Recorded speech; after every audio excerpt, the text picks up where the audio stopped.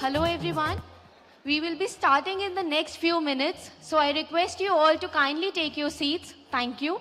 Hello everyone. We will be starting in the next few minutes, so I request you all to kindly take your seats. Thank you.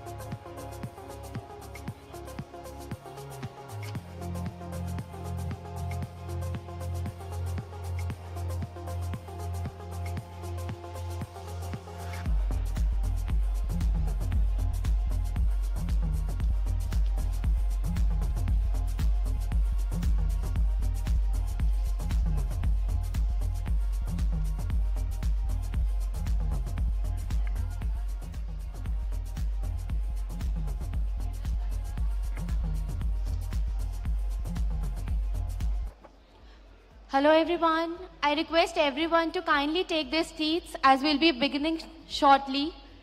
Thank you. Hello everyone.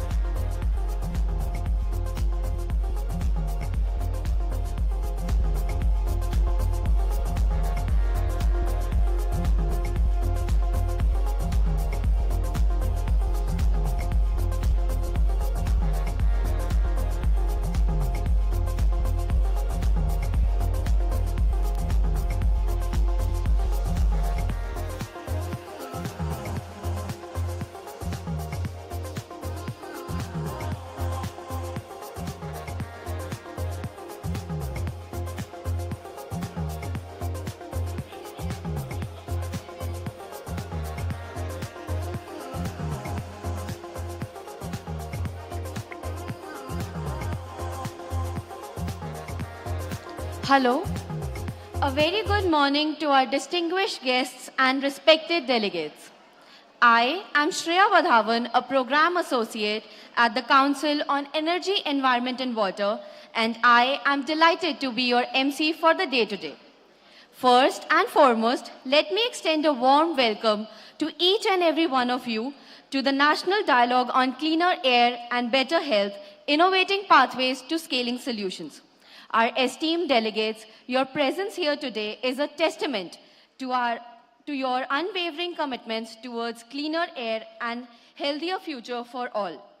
The dialogue today is organized by a dynamic consortium being led by the Council, which also includes USAID Social Impact Advisors, Environmental Design Solutions, Enviro Legal Defense Firm, and Vital Strategies.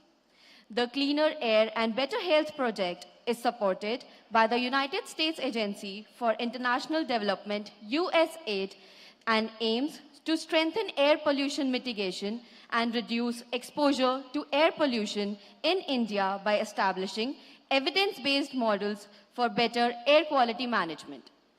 Please accept my sincere gratitude for gracing us with your presence despite your busy schedule and the ongoing festivities. We promise you an engaging and truly enriching experience throughout the day's proceedings. Let's delve into the context that underscores the significance of this event.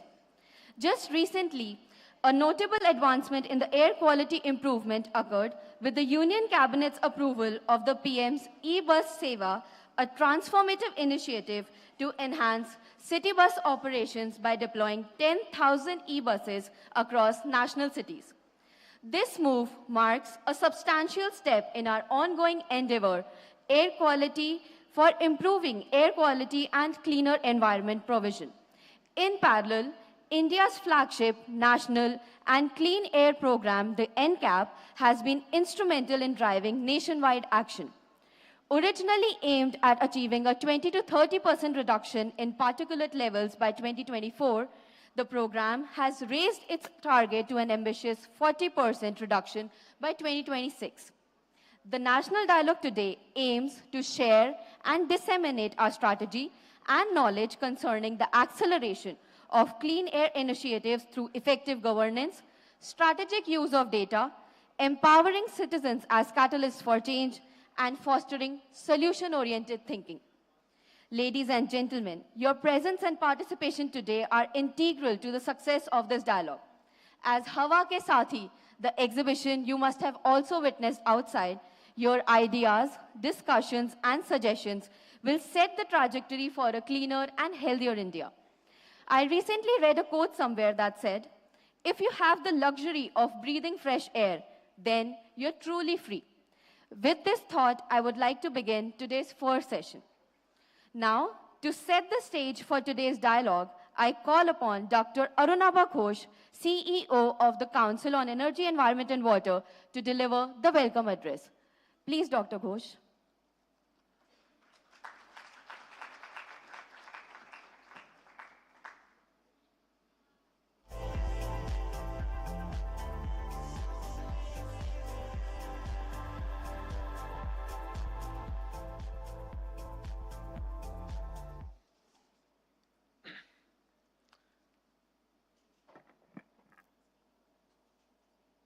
Good morning, everyone, and thank you so much for this huge enthusiasm that I see in the room and outside the room for this issue that used to occupy our minds only once in a while in the year. A few years ago, I wrote a column in November, the high pollution season. The title of the column was, "Will you read this column in June?" And it was a pot shot at all of us as citizens, before we become policymakers, industrialists, activists, NGOs, industries, whatever. We are, at the end of the day, citizens. And it is often this schizophrenia between the economic agent by day and the citizen by night that perhaps underscores why we don't end up wanting to think about something as basic as clean air. As my colleague just mentioned, if you can breathe clean air, you're truly, truly free. But it is that schizophrenia that all of us exhibit to some degree, lesser or greater, that is the reason why we are not acting enough. And yet, what we see here today is signs of the kind of action that can come from citizens, but also complement what the state is trying to do. The challenge of clean air can only be effectively tackled through this multi-governance, multi-scalar, multi-vector approach, the collaboration between government, regulators, business, and civil society. This cooperation, even within government, has to occur across multiple tiers of governance, whether it's the central level, the state level, the city level, or even the village level. The National Clean Air Program has played a pivotal role in advancing clean air actions and improving air quality in India. Of course, not as much as we would all like, but it has set that ball rolling through this comprehensive and multi-sectoral initiative, which the Government of India launched a few years ago. Now, NCAP embodies the spirit of cooperative governance, localizing the issue of clean air to something that we can all demonstrate our agency over in terms of delivering that outcome we all desire. The policy and program also recognizes that addressing air pollution requires a collaborative effort across these multiple stakeholders, whether it's different layers of government or industry, academia, and civil society. Now, here it is therefore very important that we note the role that different tiers of government play and the support they need at those different tiers by these other stakeholders. There is support needed to generate ground-level data, improve the quality, timeliness, and salience of the data, undertake cost-benefit analyses so that we know what is the best way to get the maximum pollution abatement and reduce the exposure to unhealthy air, and of course prioritize the sectors and scientifically validate different mitigation measures. In addition to all of this, we also need civil society to raise awareness about this issue. So in Hindi, there is this phrase, jugalbandi, or this duality of these different stakeholders coming together and acting in concert towards this responsive governance. This is what is needed. So today's dialogue is really a call to action, a partial celebration, but also a commitment that we can all demonstrate of how we can bring our actions together to accelerate our progress towards clean air. The Cleaner Air, Better Health project, supported by USAID and convened by these 5 institutions, aims to accelerate the delivery of the National Clean Air Program goals using a 5-pronged approach. You'll hear a lot more about this in a few minutes. But these include enabling the monitoring and regulatory reforms, enhancing the use of data for decision-making, elevating the sectoral transition through clean energy, including through innovative solutions, empowering citizens, and helping institutions build capacity for informed decision-making. So why is this dialogue important? 13 years ago, CEW just completed 13 years a few weeks ago. I remember when it was being set up, we were asked, when is your launch event? And, let's have a big launch event. And I, even though I was the founder CEO, of course, a big launch event sounds grand. But I said, but what for? Like, what have we done? We've just started up. So similarly, the Cleaner Air, Better Health project, which began about 2 years ago, I feel this is the right time to now demonstrate the kernels of innovation that the different partners are beginning to demonstrate. We're nowhere close to have achieved what we've set out to do, but we want to have this dialogue with you to show you this comprehensive multi-stakeholder approach that we're pursuing, the innovations we're developing, the partners we're working with, and get your feedback. what could work at scale and faster. Reinforcing the message that air pollution is a wicked problem. It is a tricky problem to solve, but it's certainly not unsolvable.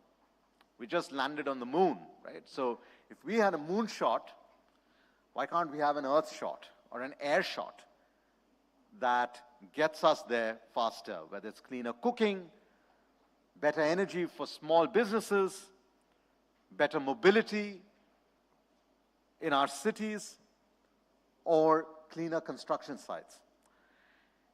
We also need to highlight and experiment with and test out these different theories of change for solving air pollution, how they converge and how they diverge, how work in one particular sector might then complicate the theory of change elsewhere. How do we genuinely build capacity of pollution control boards, urban local bodies, rather than end up in a finger-pointing blame game of different stakeholders and different citizens attacking each other? And finally, the cleaner air, better health approach has development at its core. We cannot achieve these successes on the environmental sustainability front unless we are also sustainable in our societies, in our economies, and in the way we engage with our politics at a local, at a national, at a state level. By demonstrating the techno-economic feasibility, but also the political, social, economic feasibility that gets us to a very different clean air future. You're going to hear a lot more about the program. You're going to see some videos. If you've not seen the exhibition outside, please go spend some time, especially with the school students. My daughter is just 10 and a half. She won a little prize earlier this week on developing an innovation on circular economy to reduce plastic waste. And I just think we sometimes, old men like me, sometimes try to say, yes, you know, the future is in the hands of the children, etc. But then we don't empower them. We keep all the political, administrative, and economic control in our hands and then assume the children will figure it out. I think at the end of the day, if we have to break that schizophrenia of the citizen by night and the economic agent by day, we've got to focus on agency.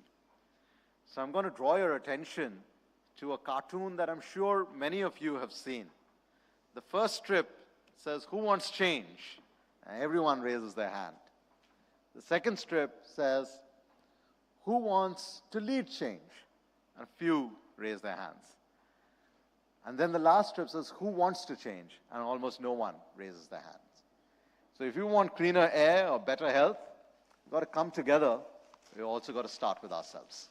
Thank you very much. And thank you very much to USAID for being superb partners for this bold initiative.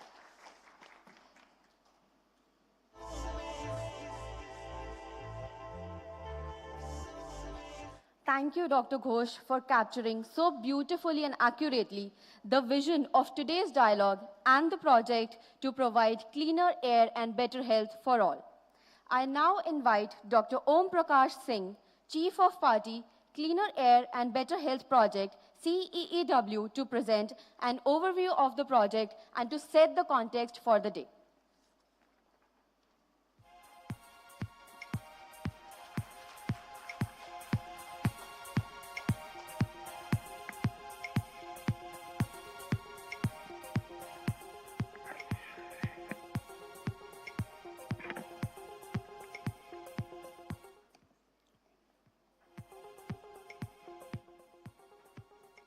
Thank you, Anurabha, for the welcome and setting up the context.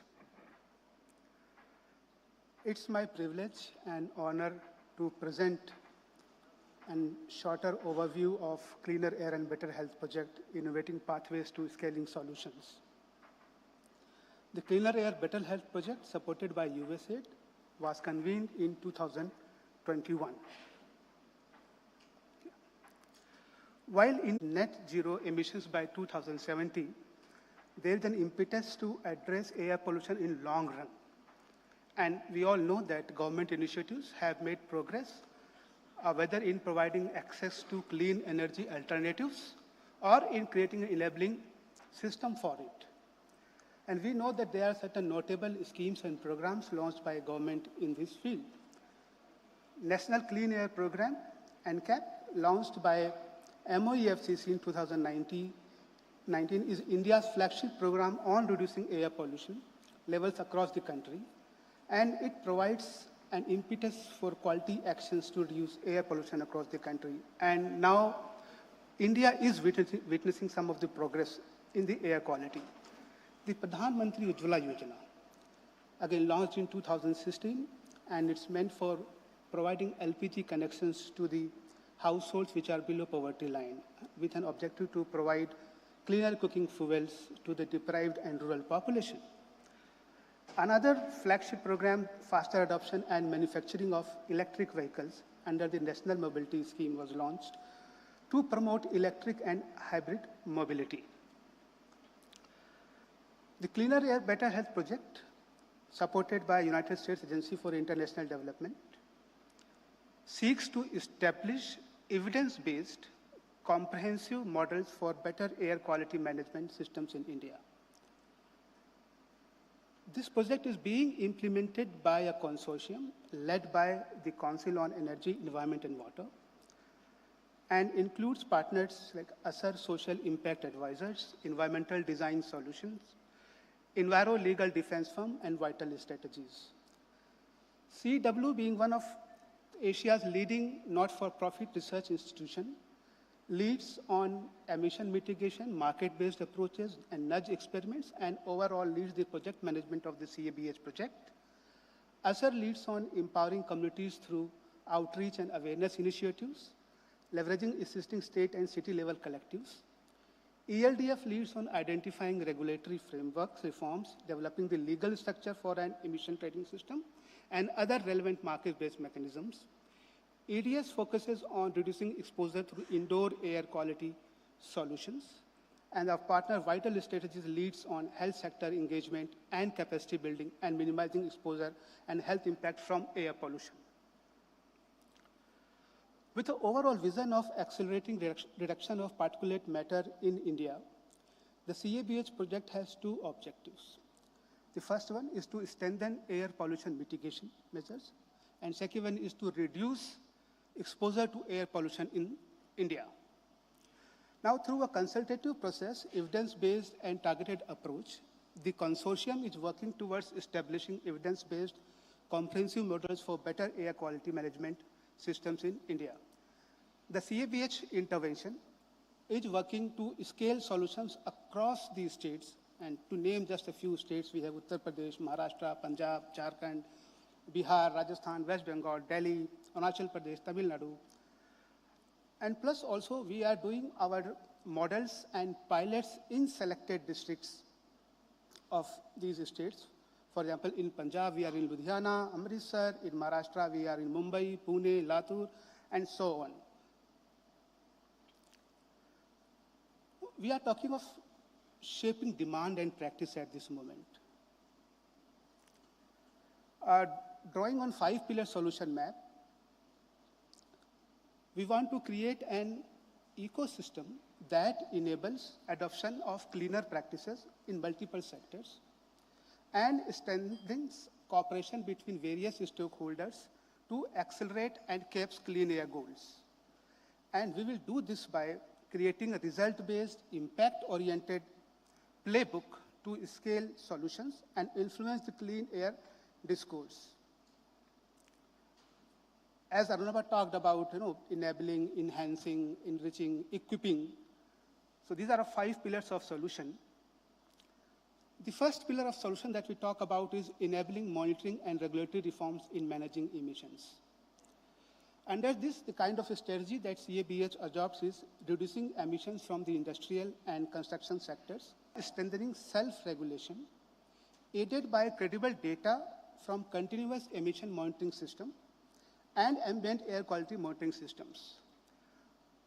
Again, under this, with improved SEMS data, facilitating wider adoption on emission trading system based on market-driven tool that incentivizes industries to reduce their emissions, and advancing healthier buildings by establishing protocols, indoor air quality dashboard on monitoring and management of indoor air pollution. On our second pillar of solution, where we talk about enhancing use of data for decision making to map source contributions and inform health policy, facilitating a responsive data aggregation system to aid action, monitored and forecasted data, plus also extending the air quality decision support system, generating evidence and collection of tool of local health data to establish health benefits of air quality action, strengthening the air quality decision support system through partnerships with the government. We are looking ahead. On our third pillar of elevating sectoral transition to clean energy through innovative solutions to reduce emissions at source in multiple sectors. Under this, some of the notable studies that we have: improving access to clean cooking fuel by boosting the LPG distribution system. So this under CABH project, we have done one of the largest distributed survey in this project to understand their nuances of how we can strengthen the LPG distribution in the country. Inducing transition to electric vehicles by building up business viability cases in the cities. Assisting energy transition in MSME industrial clusters by building custom furnaces to aid the transition from coal to natural gas. And you can see this is exhibited here, there. And promoting innovative and tested solutions for large-scale deployment of battery-powered wearable winter heating jackets, green hydrogen cooking stoves, and electrified mini tractors for small farms. Under our fourth pillar of solution, we talk about empowering citizens through outreach and awareness. Here, we are talking of mainstreaming air quality issues within the communities and healthcare providers, and develop agencies of support for preventive action on air pollution. Some of the notable studies that we are activating clean air action hubs. We are working to increase the capacity of health workers with data. We are supporting ASHAs on the issue of AQ awareness. We are also supporting the journalists on that part. And also we are doing behavior change interventions into the areas of household air pollution, construction dust management, and so on. Equipping institutions with relevant capacity for informed decision-making, being the fifth pillar, is to use evidence-based approach to air quality management. Here, we are working with the health sector to provide data and tools to integrate clean air as a strategy for health promotion, engaging government to improve sustainable transportation and city planning, guiding development and adoption of airshed management approaches, deploying pollution mitigation technologies to manage construction of dust, and impaneling and guiding pilot projects with the private sector and project developers for design and retrofit of indoor air quality. The clean air and better health approach is innovate, integrate, implement for impact. And what impact we are looking ahead? By enabling our solution pillars, for example, by enabling monitoring and regulatory framework for managing emissions, CABH project will demonstrate 200 emitting sources adopt ETS, and 10 state pollution control boards have improved capacities on the implementation of legal and judicial decisions. Elevating sectoral emissions to energy transition will demonstrate 60% reduction in criteria emissions from 150 units in MSME cluster, 17% particulate matter reduction with 30% new electric vehicle sales. Equipping institutional capacities will demonstrate improved capacities of 14 sentinel several sites for reporting the diseases on the air quality. And then, of course, our work with the empowering citizens is going to improve 80% of households performing sustained use of clean cooking fuel, and 20 clean air action hubs are strengthened and activated. As an overall, by 2026, CABH project seeks to improve the air quality by 50% in the targeted geographies based on our sectoral interventions that we are having at this moment. Finally, I would just like to say that CABH project is meant to build solutions to scale and we are looking ahead to institutionalize our best practices for better accelerating NCAP's clean air goals. Thank you so much for listening. Thank you.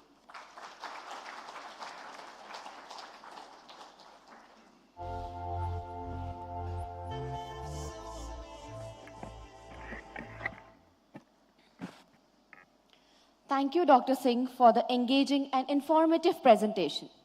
Next, we present to you Naye Bharat Ki Nayi Ava, a short film that is a poetry-led reflection on the aspirations of the Cleaner Air and Better Health project. Keeping communities at the heart of our interventions, the film showcases real facilitators and beneficiaries that the consortium is working with on ground to build a community of practice for cleaner air and better health for all. Can we please cue the film? कितनी यारियां हैं हवा की, बचपन से, जवानी से, चलती सांसों से। वैसे तो एक ऐसी पुरानी यार है हवा, जिसकी जेबों में हमारी सांसों के धागे हैं।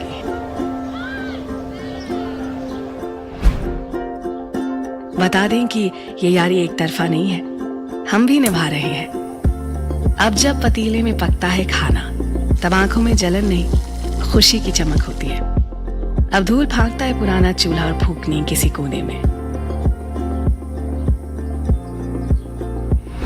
और ये बदलाव एक बड़ी बात है। ये सब यूं ही तो नहीं हुआ। तो फिर अपने कदम बढ़ाकर किसने छोटी छोटी बातों से एक बड़ी बात बनाई है? सबकी सांसों में जान आ जाए, किसने ऐसी नई हवा चलाई है?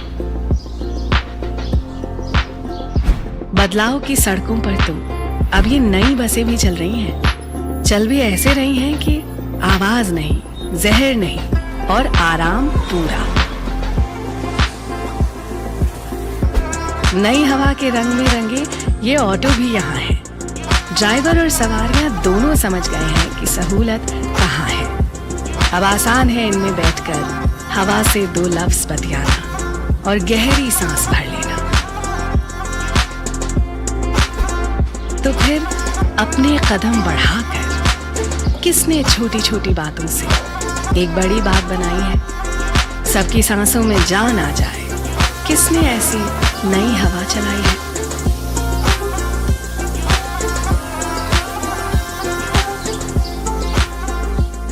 नए भारत की चाहत है कुछ नया करने की, कुछ नया बनाकर हवा बदलने की। इन छोटे छोटे हाथों ने भी मिलकर ये नई हवा कमाई है। नई हवा है क्योंकि सोच नहीं है, नई है नीति। कुछ बहुत आगे की सोच है, कुछ पुरानी है आप बीती।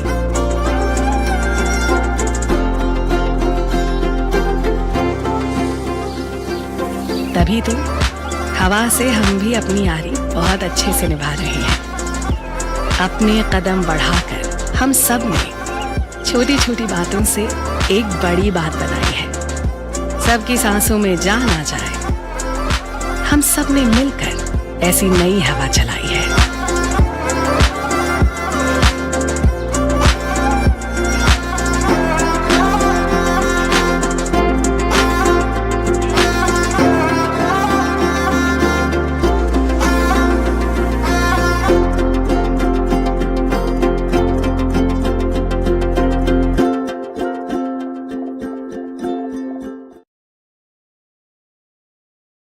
भारत की नई हवा में हम सब खुलकर गहरी सांस ले सकें। With this, I now invite Ms. Veena Reddy, the Mission Director, Minister Counselor for International Development, to deliver the special address. Ms. Reddy leads USAID's operations in India and Bhutan. Ms. Reddy brings with her a rich background in development and diplomacy, and most recently she served as USAID's Mission Director in Cambodia, where she oversaw robust programs spanning food security, environment, health, education, child protection, democracy, and governance.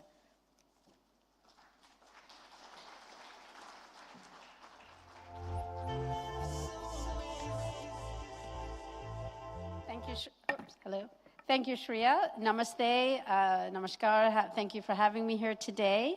On behalf of the United States Agency for International Development and the U.S. government, it is an honor to be here for this exciting event. And thank you to CEEW and all the speakers before me for setting the stage for this wonderful set of engagements. And this topic today, uniting us, is mitigating air pollution. Climate change continues to threaten development progress across the globe. And as President Biden has said, climate change is an existential threat to the world. I'm glad that several speakers before me have mentioned the electric buses, electric vehicle initiatives. I'm proud that when our two leaders met in Washington, D.C. earlier this summer, they agreed that we would work together on capitalizing and catalyzing 10,000 e-buses in India. So it is an important aspect of our relationship with India, and I'm proud that this has been highlighted. And it's not just an environmental issue. Climate change causes devastating impact on human health, threatens food security, restricts equitable access to services, the services that we all depend on, and particularly for the most vulnerable. And air pollution is of particular concern. Not only are emissions fueling the climate crisis, but they also exacerbate chronic respiratory conditions, infections, cardiovascular diseases, cancer, and more, causing more than 6 million deaths per year. That is more than HIV, AIDS, malaria, and tuberculosis combined. The vast majority of those deaths, nearly 80%, occur in low and middle income countries. So under a business as usual projection, we would estimate the number of deaths from air pollution would increase by more than 50% by 2050, resulting in a staggering 10 million deaths per year. This is a grave challenge, and that's why you're all gathered here today. And USAID is committed alongside all of you to support national and international efforts to curb air pollution and its health impact. Similar to the multifaceted nature of the challenge, we also recognize that the solutions must also be multifaceted. They must look at poverty, health, livelihoods, gender equality, energy solutions. And this project, the Clean Air, Better Health Initiative, is strengthening pollution mitigation with a focus not only on proven models, but as we've seen today by all the amazing students and other innovators out there, looking at new approaches that can improve community health with an emphasis on engaging local communities and addressing their needs, including the most vulnerable. Because the reality is that although we all feel the effects of air pollution, we do not all feel them equally. Around the world, vulnerable populations, such as those who must work outdoors or do not have access to high-quality medical care, are harder hit by pollution. So our solutions, our responses, must put them at the center. We are also, and I'm glad that the speakers before me mentioned regulatory reform and citizen engagement that also needs to be at the center as citizen-responsive governance structure so that we can achieve maximum impact for those most affected. I love the idea of the Earth shot that Anuradha mentioned. I would say that overall we need a human health shot to increase human life expectancy, which is only going to be brought about if we can get together on these critical challenges. And we're proud that US and India together are working on these. So, and we also do need to put people at the center. And I'm very happy to share one particular story. In Maharashtra, Jyotsna, she dreamed of becoming an entrepreneur and lifting her family out of poverty. But limited access to education and economic resources made her journey seem almost impossible. But the turning point for her was engagement under a USAID-supported women-led renewable energy program that provided her with training in clean energy solutions and technologies. So with that knowledge, that expertise that she gained, she embarked on her entrepreneurial journey to establish a small business centered around clean energy products. She began by offering solar-powered home lighting systems to her village. This initiative not only brought light to many households that were previously reliant on kerosene lamps, but also provided her with a steady income. It also reduced the energy costs for her village and improved their quality of life. Jyotsana's leadership, determination, with the support of the W Power program, empowered her to gradually expand her offerings to include solar water heaters, which also benefited local schools and health centers. And that's just one example of many women driving positive change, proving that when we provide opportunities to local communities and women in particular, they benefit their families, communities, and countries. Reducing air pollution has to be a priority, from household decision-making like Jyotsana's to city planning to coordination between countries. To solve this immense challenge, we need cooperation and partnership at all levels, global and local, public and private, to drive true systemic change, benefiting both the health of our environment and our persons. This is why we're all gathered here today for this national dialogue to exchange ideas, highlight success stories, and showcase technologies that improve air quality and promote healthy communities. This commitment is tangible by your presence here today. I'd like to commend the Government of India for taking proactive steps to improve air pollution through the National Clean Air Program to tackle the air pollution challenge across urban areas in the country to achieve 40% reduction in particulate matter by 2026. So thank you to the Government of India and the Clean Air Better Health Consortium led by CEEW and all of our participants today for your engagement on this incredibly important issue. I hope that the ideas and evidence discussed at this dialogue will spur action, and all of us can look forward to continued collaboration and commitment and impact. Thank you.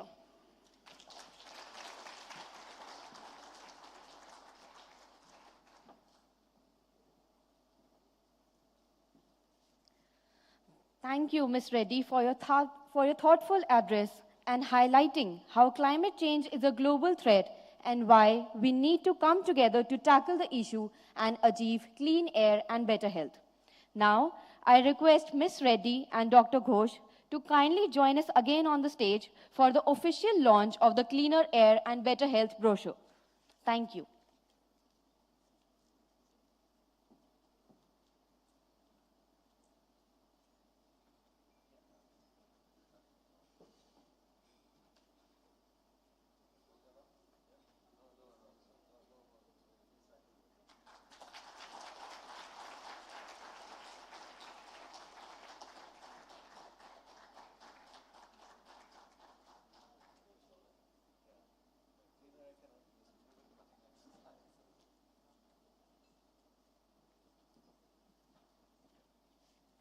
I once again thank Ms. Reddy and Dr. Ghosh. I would now like to move to the next section of our segment. I would now like to invite Mr. Karthik Ganeshan, Fellow and Director, Research Coordination, Council on Energy, Environment and Water, to formally close this session and begin with the panel discussion. Thank you.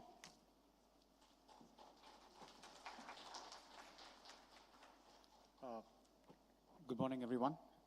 Thank you so much for for staying through the initial opening session. Before I conclude the first session, I wanted to also sort of convey the regrets and regards from Minister of State Shri Ashwini Kumar Chaubey and Mr. N.K. Singh, the chairman of the 15th Finance Commission. Both of them were scheduled to be here and grace the first session. Unfortunately, on account of personal and professional exigencies, they couldn't make it. They sent their regards.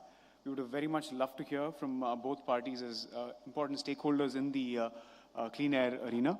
But nevertheless, we have their support, and we hope that the deliberations from today will reach them and eventually make a difference to the way India deals with air quality in the coming months and years.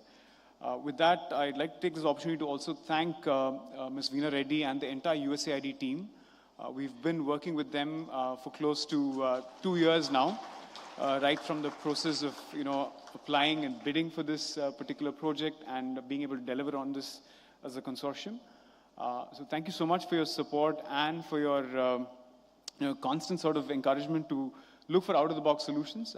Thank you, Saumitri, specifically for engaging with us and pushing us to look at different ways in which we can engage with states and our stakeholders across the country. So with that, I'd like to now move on to the panel discussion that we have here. And for this, we've really sort of curated a discussion with our four partners. And I'd like to call on each one of them as I start. I'd first like to call on Sanjay Upadhya, advocate and founder of Enviro Legal Defense Firm. Sanjay, please. Sanjay's firm, ELDF, is, as Sanjay says, India's first law firm dedicated to the environmental issues. So we are delighted to have Sanjay join us. Sanjay, I think there's a card. I think I'm sitting at the right place. I'm sitting at the wrong place. Apologies. Sorry about that. Yeah. I'd next like to call on Ms. Sumi Mehta, Vice President, Vital Strategies.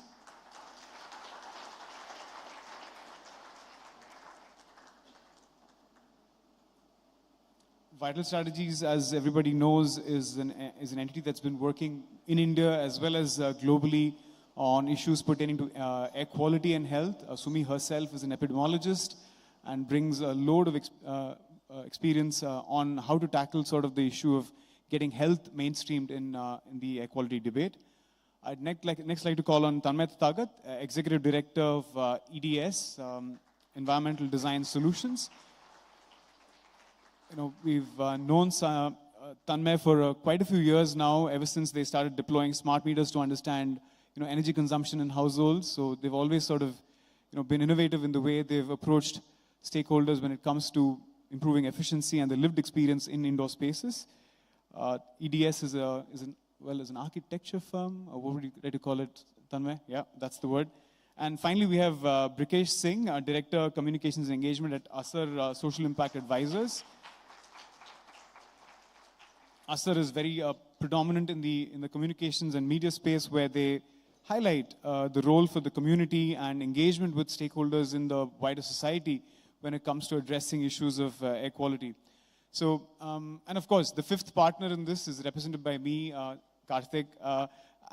We, at the council, we are basically looking at, I would say, the sectoral aspects of, you know, where to mitigate. And I think that was what OP brought out in his presentation. You know, the different sectors, whether it's in transport, whether it's in construction, dust and management, whether it's bringing research insights into, you know, the airshed approach for how do you address air quality, or whether it's in industrial emissions reduction. So these are the areas that CEW is looking at, whereas our partners, I think, have the tougher task of really looking at some of these, well, I guess, the lesser, the sectors that have sort of get lesser focus in all of these approaches. So with Sanjay specifically, let me get to you.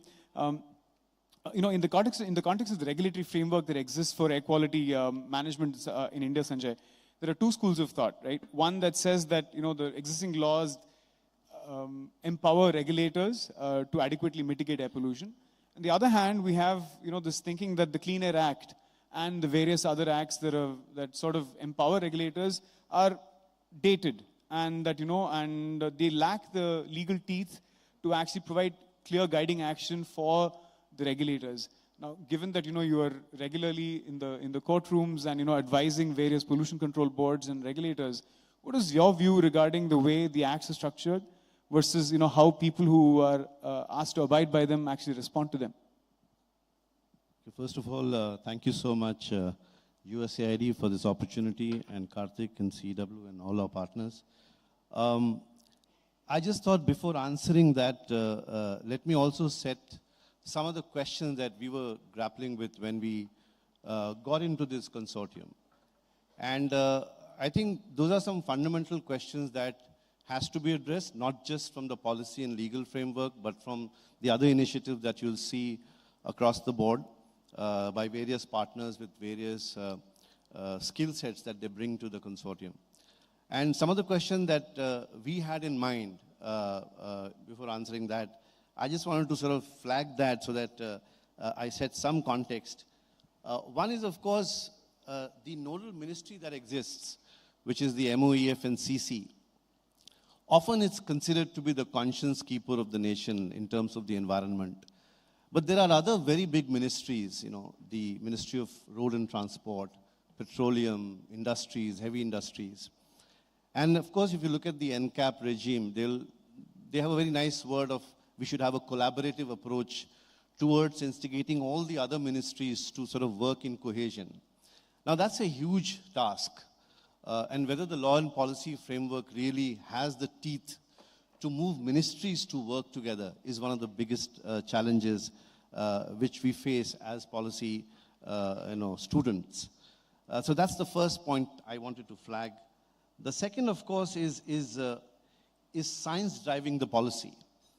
And I think that's something that we need to really talk about. You know, we are still dependent a lot on studies which are not really comprehensive enough. I remember in many of the cases that we deal with, one of them being the Vardhaman Kaushik case, which was going on for almost 5 to 6 years in the National Green Tribunal. The judges are still fascinated by studies which are done abroad. I remember, thanks to the Lancet study, there were orders to close down more than thousands of industries in the critically polluted areas. Now, of course, there's a new study, which I'm sure is going to be talked about in the next few months. I'm not going to delve into that right now. But I think these eyeballs, when you look at these studies and the kind of alarming data that is put out there, which is not necessarily authenticated by the Indian studies, I think is a red flag. And I think we need to be careful whether true science is driving policy or not. So that's the second point I wanted to sort of flag. Then, of course, I have seen in my little journey, how do you tackle egos between center and state, between ministries, between regulatory authorities? You'll be surprised there are cases where the Central Pollution Control Board has sued the State Pollution Control Board for not following their directions. So there are these very serious turf issues which we have to sort of tackle. I'm saying it very politely. That also includes what the National Green Tribunal thinks about air pollution versus what the Supreme Court thinks about air pollution. There's a Supreme Court GRAP which is functional. There's a NGT GRAP which is also being rolled out. And there are a lot of these issues that are turf issues, so to speak. And I think there's a huge challenge from a policy or the legal sort of measures that we have to think through, which are, again, as I said, serious issues. The role of the private sector, again, is another issue that I wanted to flag. And one of the things that we have found, especially when it comes to technology, is a huge issue. I mean, I know that to set up a small waste-to-energy plant in a dump yard in Agra, it took us almost 4.5 years to get necessary clearances. So when you're talking about technology and the establishment of such technologies, and the politics of technology again, which is a better technology for air pollution control, whether the zigzag technology is better for the brick kilns or whether there are other technologies which are equally useful, user-friendly. These are again issues that really needs a lot of thinking. And so that's the kind of background we were talking about. Then, of course, the whole citizen engagement that was spoken. We are still to debate about the scrapping policy. We are still to debate about the capping policy. And these are all judicial orders, by the way. 5 to 6 years.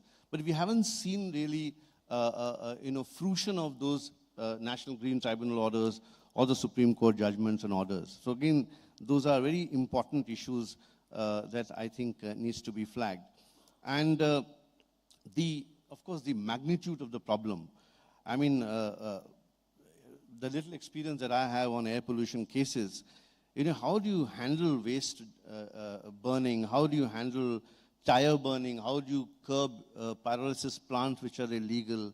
How do you actually handle fugitive emissions for industries? There is a huge issue here. And the capacity of the regulator, unfortunately, is not enough. I mean, I know when I talk to regulators, many times I always hear, we are busy writing parawise replies to a case in NGT rather than actually going out there and solving the issue. So there are huge issues of capacity that we need to.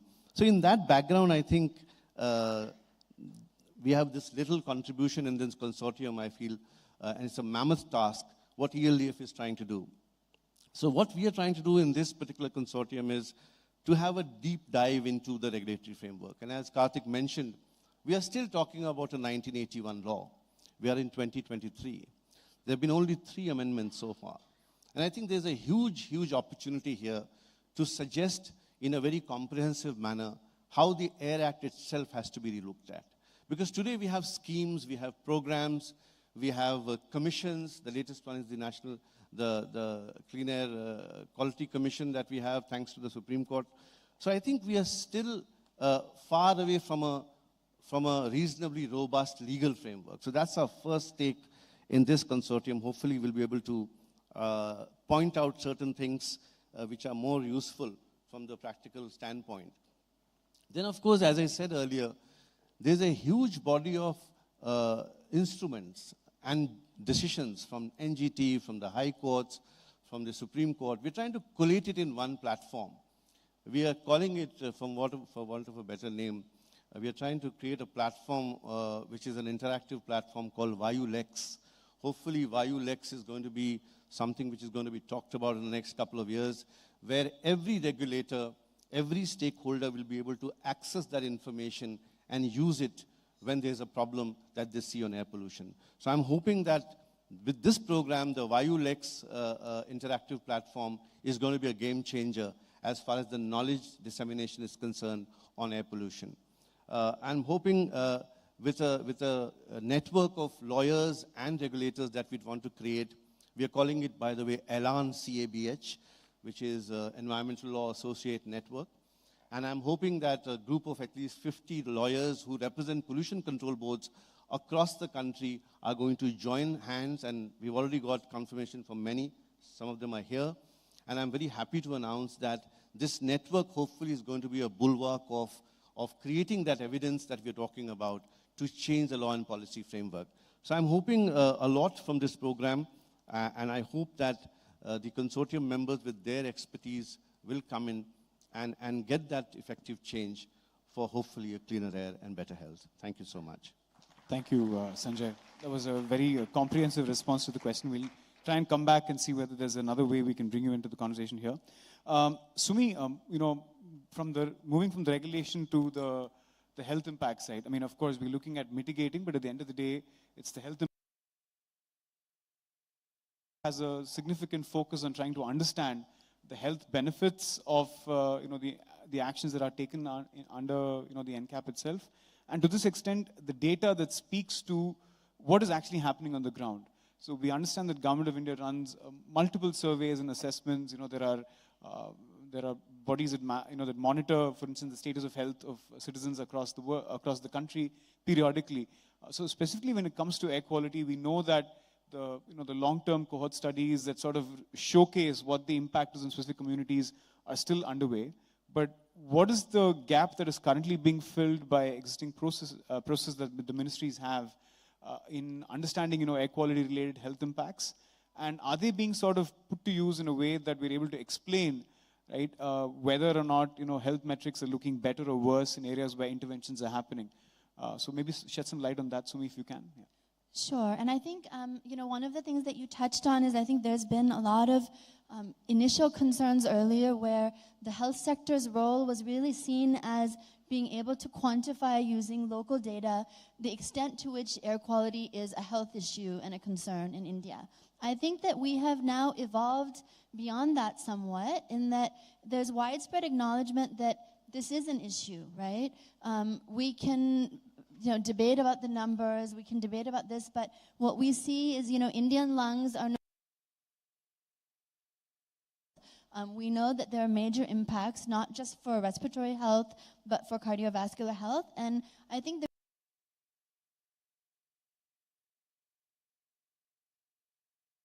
to really support and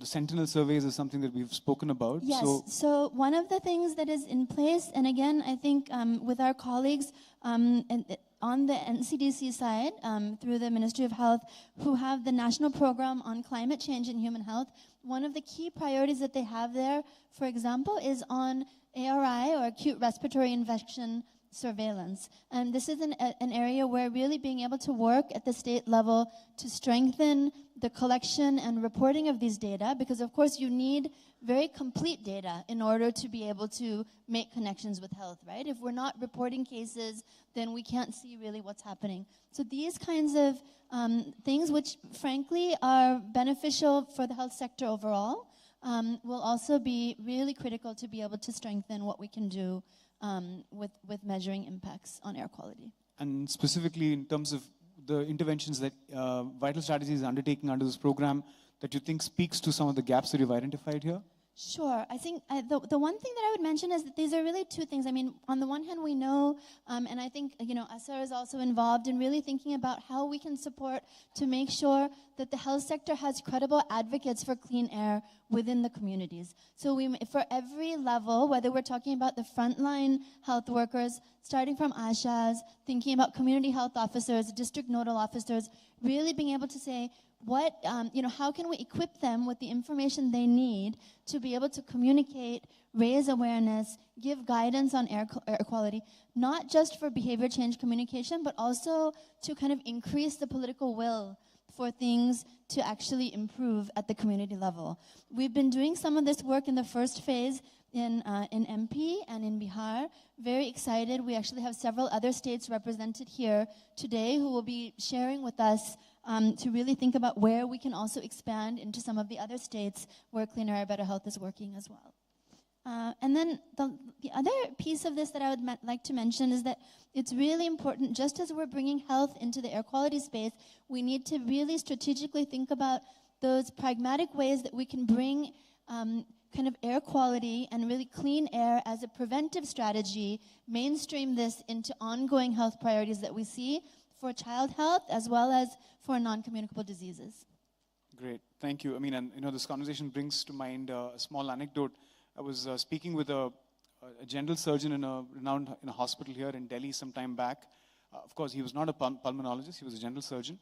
He got to know that I was working in this space of environmental solutions and and mitigation. And he asked, "So, what is your view on air purifiers? I'm looking to get one. Should I have one? I have a son who's is like in ninth grade. I'm worried that if he spends too much time in front of a device that's basically purifying air, every time he leaves home, right, he will lose the ability to sort of do well outside. So clearly, the thinking is that air pollution is much like pathogens, right? That more exposure builds some sort of immunity. This is coming from like a senior medical practitioner. Whereas, of course, the evidence is that every hour that you can get in clean air obviously improves health outcomes for you as a person. So there's definitely a lot of need for educating, I think, even the medical community on what is it that is needed. So more power to you and your team, Sumi, on this. Yeah.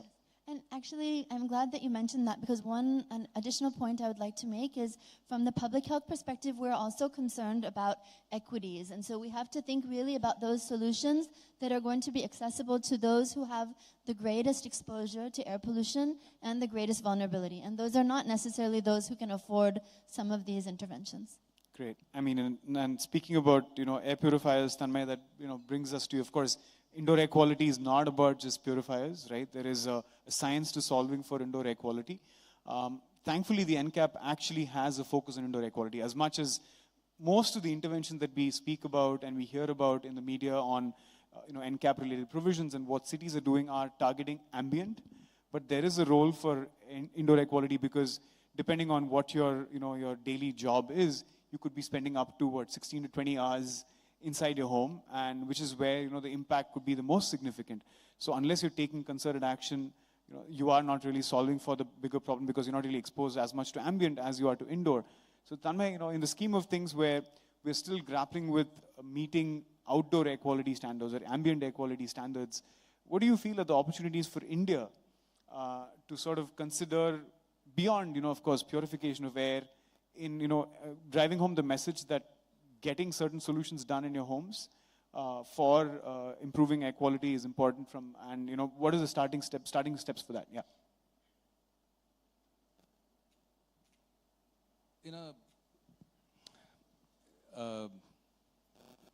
In a typical response, it's winter, you see smog, we close our doors and windows, we're indoors.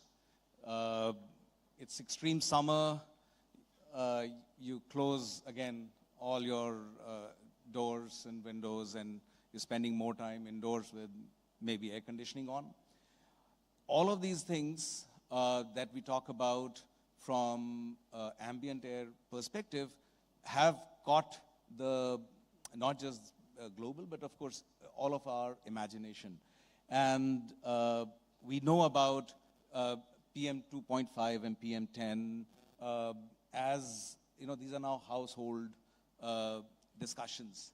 But do we know what is happening inside our places of work and homes, right? What is it that we are bringing in?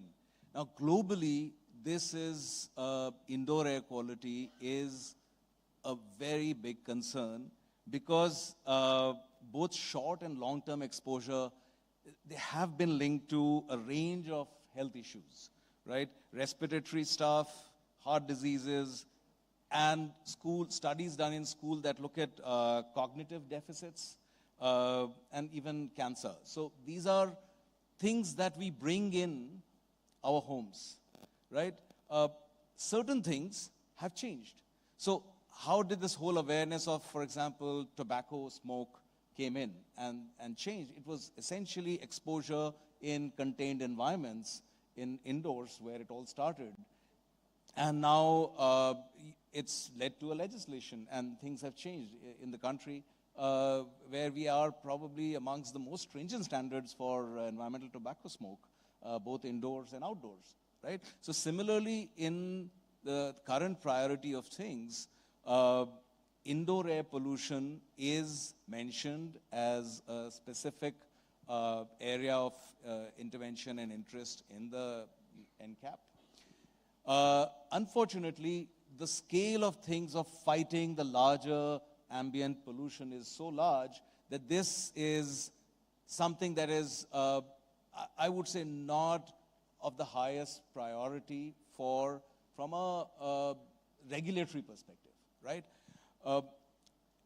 There are several agencies in the country that are working on it. So we have scientists from the Society of Indoor Environment, we have indoor air quality associations that are looking at it from a civil society and the private sector part.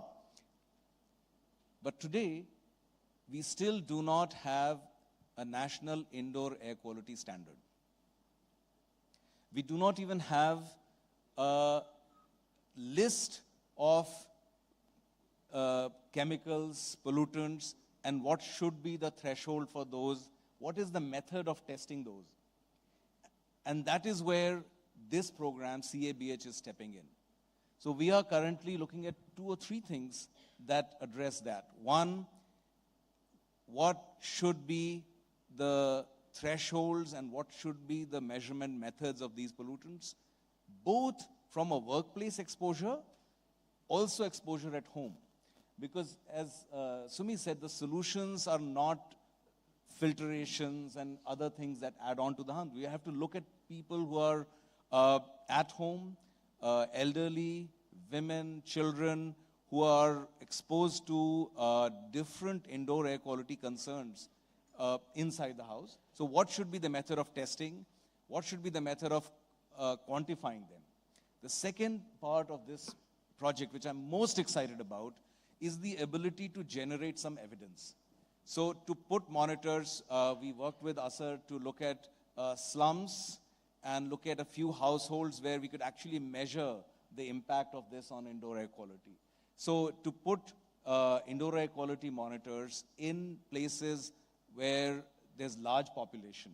So let's say public schools, places, metro stations, and generate that evidence.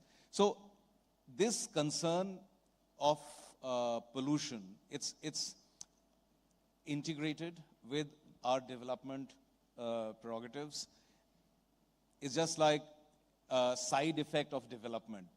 We are taking care of the sources by switching to cleaner sources of energy, which contributes to this.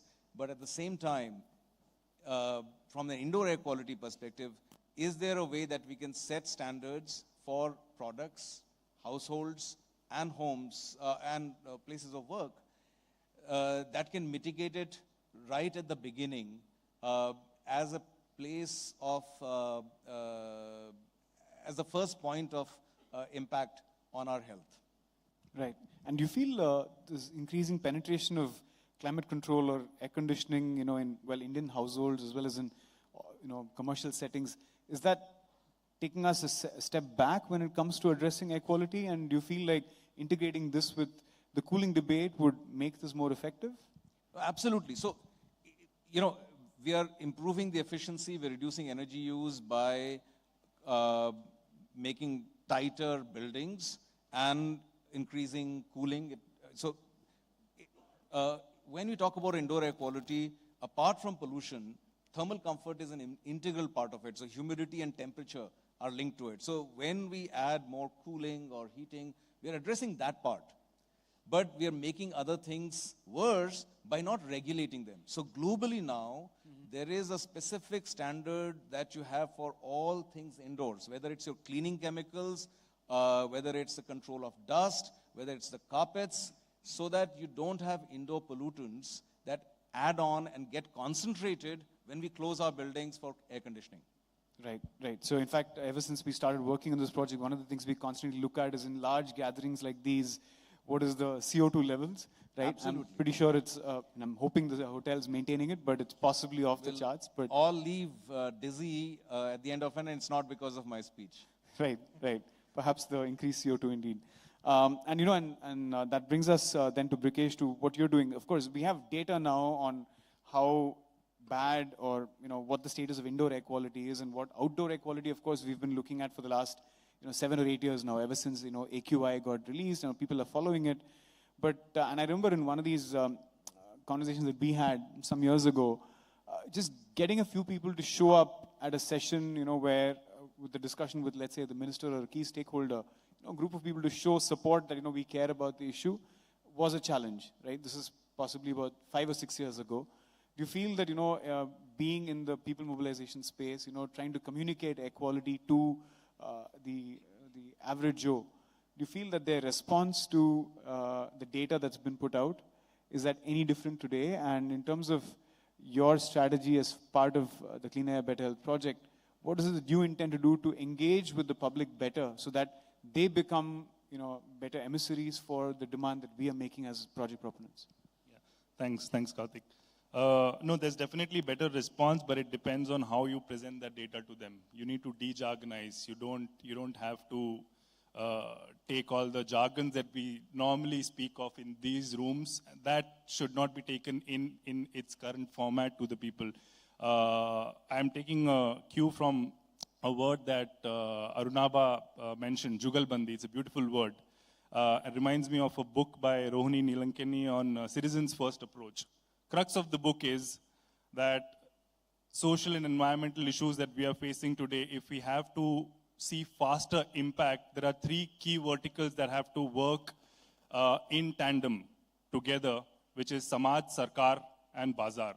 And that's at the core of the work that Asar is doing, supported by Cleaner Air, Better Health project, where we truly believe that the scale of the problem is such that whether it's air quality or climate change, each of them alone are not equipped to handle it. All the implementing agencies are understaffed, undertrained. The biggest stakeholder over here, civil society and citizens. If you go outside of Delhi, you don't even have civil society organizations who are working directly on the issue of air quality. In fact, not even on the periphery. But still there are smaller organizations and of course citizens who are the biggest stakeholder who are breathing in this air. Most of the citizens where we are working in these cleaner action hubs, they do not know the air of their city is extremely polluted. They are having morning walks because they believe air in the mornings are extremely clean. They do not know that there is a clean air action plan for that city.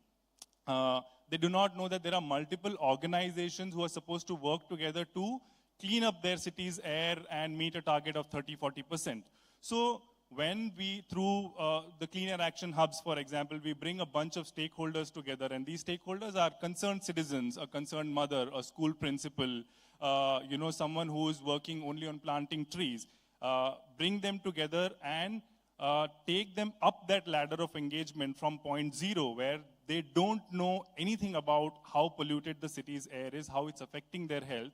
From there, when we take them to a place where a 62-year-old senior citizen in Amritsar, who's a hub member, takes 4 ladies along, walks into the municipal commissioner's office and says, hey, what's happening on the implementation of the Clean Air Action Plan and how can we help?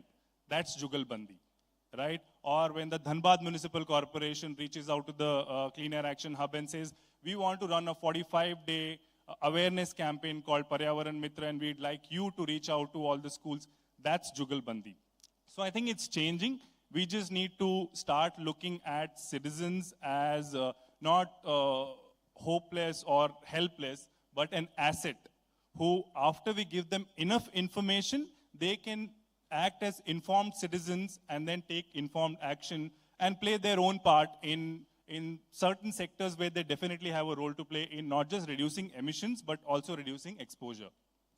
Do you feel that, in the years that you've been engaged in sort of engaging with citizens, there's more attrition and sort of citizens feeling the sense of hopelessness? Or do you feel like they think things are changing on the ground in key geographies where you've been working? If you engage with them, I definitely see hope. If you don't consider them as a constituency which can play an active role in going and working with implementing agencies, then of course there'll be hopelessness where they start believing that there's nothing we can do when it comes to clean air. But if you start seeing them as stakeholders, there are small intervention points where there is burning of waste, or there is construction and demolition waste. When a municipality comes out with guidelines, it's not going to implement itself. Citizens have to play the role of eyes and ears and seeing around them. If it's not being implemented, they can play an active role. And that's what we've seen. Once you start seeing them as, and even the municipality starts seeing them as, so because it's not a registered organization as such, just a bunch of citizens who say that, hey, look at us as someone who wants to help. Sure. And then we've started seeing the needle moving. Great.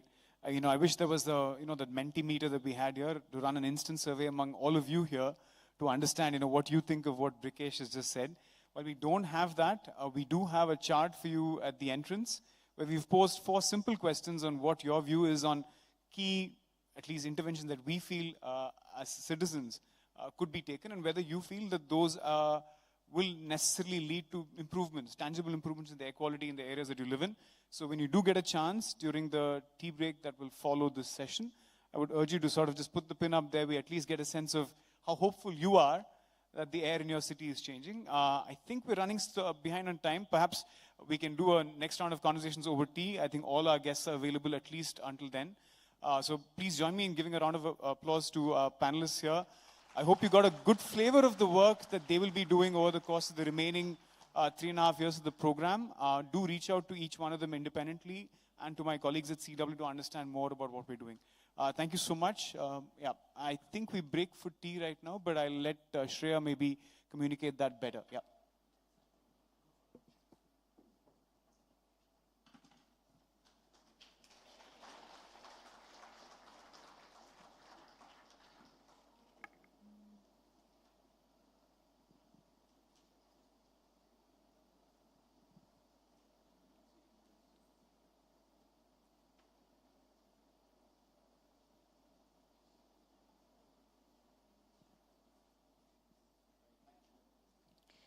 I would like to thank our esteemed speakers for their insightful contributions and for shedding light on how do we tackle the challenges that may block our path to a healthier future, and for sharing tips on communicating and mainstreaming these efforts. As we conclude this panel, we now break for a 30-minute tea and coffee, and I nudge all of you to carry forward these discussions to drive meaningful change for cleaner air and enhanced well-being. I would also like to highlight that we have a very interesting exhibition, Hawa Ke Sathi, and an interactive database, Data Dart, just outside the hall on display. I also nudge you to take some time to explore the exhibition and engage with the database to better understand the consortium's effort to bring together Samaj, Sarkar, and Bazaar. I also request to return to your seats by 12:10 so that we can begin the next session on time. Please enjoy your refreshments. Thank you.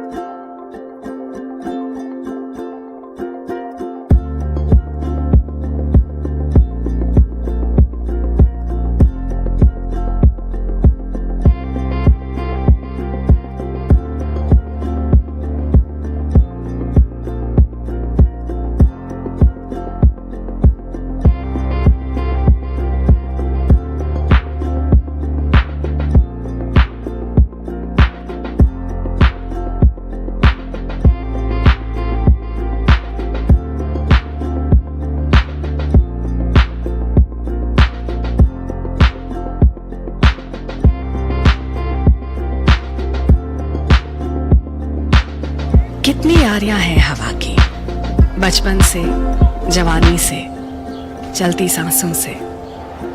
वैसे तो एक ऐसी पुरानी यार है हवा, जिसकी जेबों में हमारी सांसों के धागे हैं।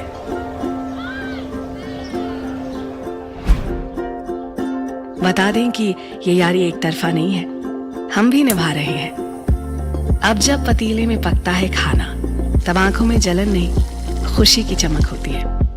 अब धूल फांकता है पुराना चूल्हा और फूकनी किसी कोने में। और ये बदलाव एक बड़ी बात है। ये सब यूं ही तो नहीं हुआ। तो फिर अपने कदम बढ़ाकर किसने छोटी छोटी बातों से एक बड़ी बात बनाई है? सबकी सांसों में जान आ जाए किसने ऐसी नई हवा चलाई है? बदलाव की सड़कों पर तो अब ये नई बसें भी चल रही हैं। चल भी ऐसे रही हैं कि आवाज नहीं, जहर नहीं और आराम पूरा। नई हवा के रंग में रंगे ये ऑटो भी यहाँ है। ड्राइवर और सवारियां दोनों समझ गए हैं कि सहूलत कहाँ है। अब आसान है इनमें बैठकर हवा से दो लफ्ज बतियाना और गहरी सांस भर लेना। तो फिर अपने कदम बढ़ाकर किसने छोटी छोटी बातों से एक बड़ी बात बनाई है? सबकी सांसों में जान आ जाए किसने ऐसी नई हवा चलाई है?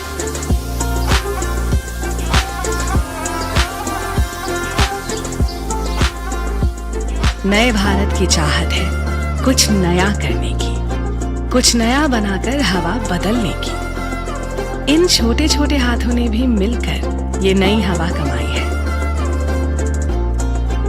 नई हवा है क्योंकि सोच नहीं है, नई है नीति। कुछ बहुत आगे की सोच है, कुछ पुरानी है आप बीती।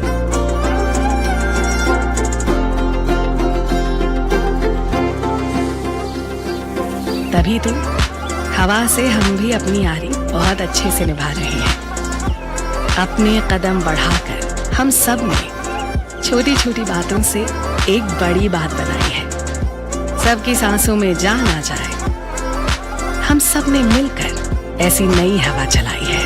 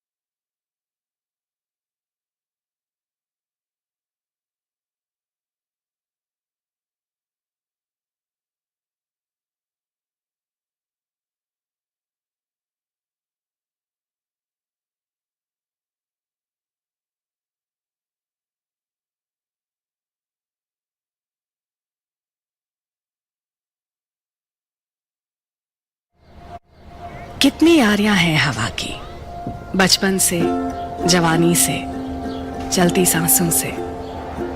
वैसे तो एक ऐसी पुरानी यार है हवा, जिसकी जेबों में हमारी सांसों के धागे हैं।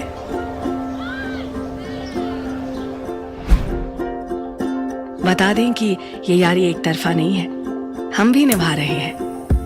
अब जब पतीले में पकता है खाना, तब आंखों में जलन नहीं, खुशी की चमक होती है। अब धूल फांकता है पुराना चूल्हा और फूकनी किसी कोने में। और ये बदलाव एक बड़ी बात है। ये सब यूं ही तो नहीं हुआ। तो फिर अपने कदम बढ़ाकर किसने छोटी छोटी बातों से एक बड़ी बात बनाई है? सबकी सांसों में जान आ जाए किसने ऐसी नई हवा चलाई है? बदलाव की सड़कों पर तो अब ये नई बसें भी चल रही हैं। चल भी ऐसे रही हैं कि आवाज नहीं, जहर नहीं और आराम पूरा। नई हवा के रंग में रंगे ये ऑटो भी यहाँ है। ड्राइवर और सवारियां दोनों समझ गए हैं कि सहूलत कहाँ है। अब आसान है इनमें बैठकर हवा से दो लफ्ज बतियाना और गहरी सांस भर लेना।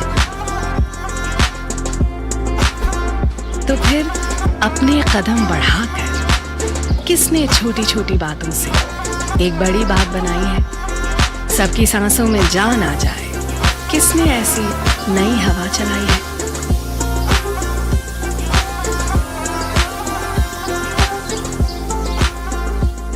नए भारत की चाहत है कुछ नया करने की, कुछ नया बनाकर हवा बदलने की। इन छोटे छोटे हाथों ने भी मिलकर ये नई हवा कमाई है। नई हवा है क्योंकि सोच नहीं है, नई है नीति। कुछ बहुत आगे की सोच है, कुछ पुरानी है आप बीती।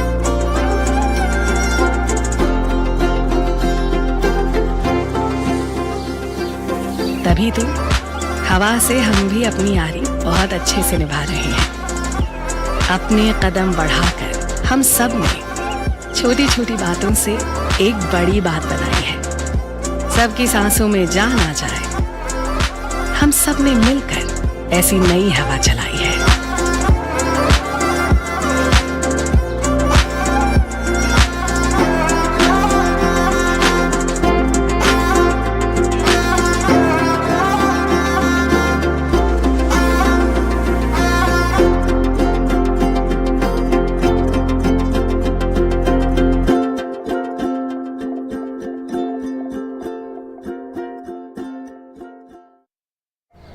कितनी यारियां हैं हवा की, बचपन से, जवानी से, चलती सांसों से।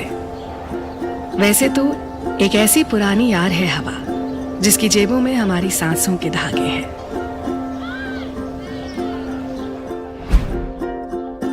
बता दें कि ये यारी एक तरफा नहीं है, हम भी निभा रहे हैं। अब जब पतीले में पकता है खाना, तब आंखों में जलन नहीं, खुशी की चमक होती है।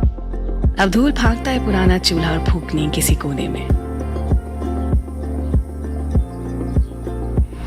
और ये बदलाव एक बड़ी बात है। ये सब यूं ही तो नहीं हुआ।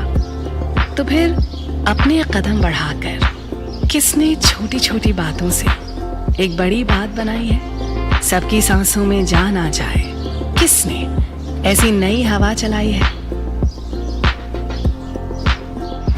बदलाव की सड़कों पर तो अब ये नई बसें भी चल रही हैं। चल भी ऐसे रही हैं कि आवाज नहीं, जहर नहीं और आराम पूरा। नई हवा के रंग में रंगे ये ऑटो भी यहाँ है।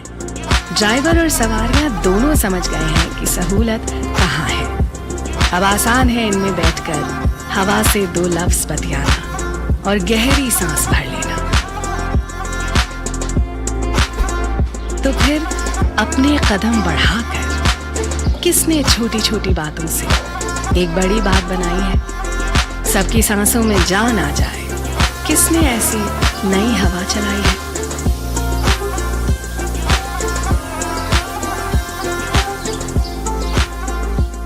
नए भारत की चाहत है कुछ नया करने की, कुछ नया बनाकर हवा बदलने की। इन छोटे छोटे हाथों ने भी मिलकर ये नई हवा कमाई है।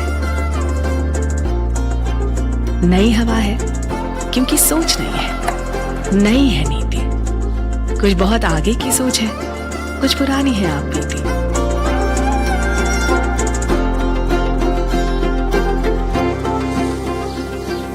तभी तो हवा से हम भी अपनी यारी बहुत अच्छे से निभा रहे हैं। अपने कदम बढ़ाकर हम सब ने छोटी छोटी बातों से एक बड़ी बात बनाई है। सबकी सांसों में जान आ जाए, हम सब ने मिलकर ऐसी नई हवा चलाई है।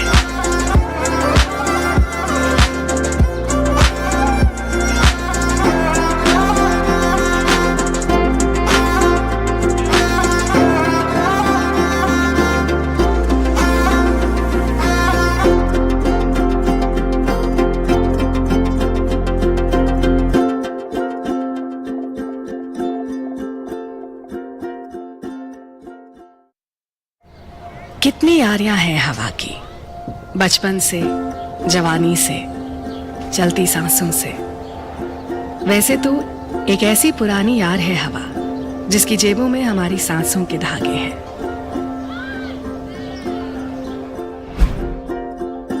बता दें कि ये यारी एक तरफा नहीं है, हम भी निभा रहे हैं। अब जब पतीले में पकता है खाना, तब आंखों में जलन नहीं, खुशी की चमक होती है। अब धूल फांकता है पुराना चूल्हा और फूकनी किसी कोने में। और ये बदलाव एक बड़ी बात है। ये सब यूं ही तो नहीं हुआ। तो फिर अपने कदम बढ़ाकर किसने छोटी छोटी बातों से एक बड़ी बात बनाई है? सबकी सांसों में जान आ जाए किसने ऐसी नई हवा चलाई है? बदलाव की सड़कों पर तो अब ये नई बसें भी चल रही हैं। चल भी ऐसे रही हैं कि आवाज नहीं, जहर नहीं और आराम पूरा। नई हवा के रंग में रंगे ये ऑटो भी यहाँ है। ड्राइवर और सवारियां दोनों समझ गए हैं कि सहूलत कहाँ है। अब आसान है इनमें बैठकर हवा से दो लफ्ज बतियाना और गहरी सांस भर लेना। तो फिर अपने कदम बढ़ाकर किसने छोटी छोटी बातों से एक बड़ी बात बनाई है? सबकी सांसों में जान आ जाए किसने ऐसी नई हवा चलाई है?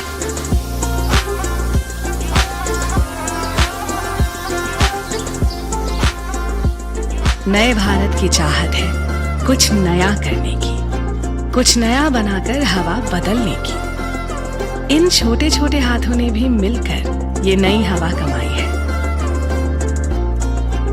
नई हवा है क्योंकि सोच नहीं है, नई है नीति। कुछ बहुत आगे की सोच है, कुछ पुरानी है आप बीती।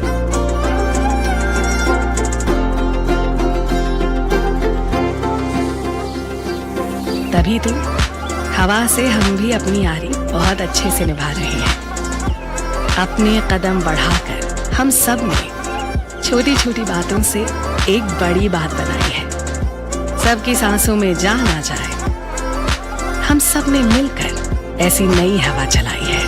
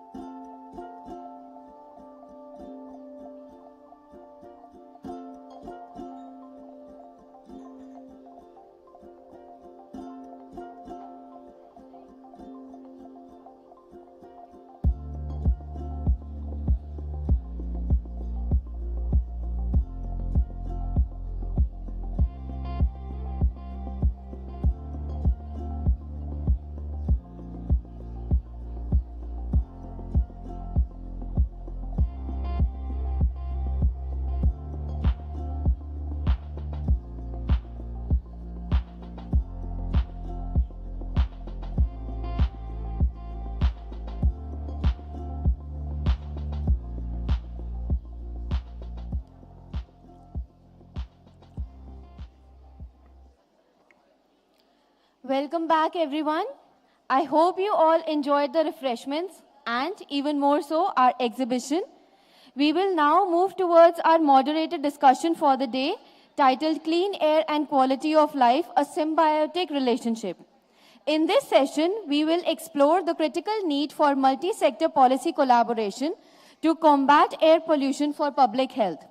Additionally, we'll analyze how citizen engagement and shifts in urban infrastructure, production methods, fuel sources, and indoor environment management contribute to a cleaner, air-focused economy.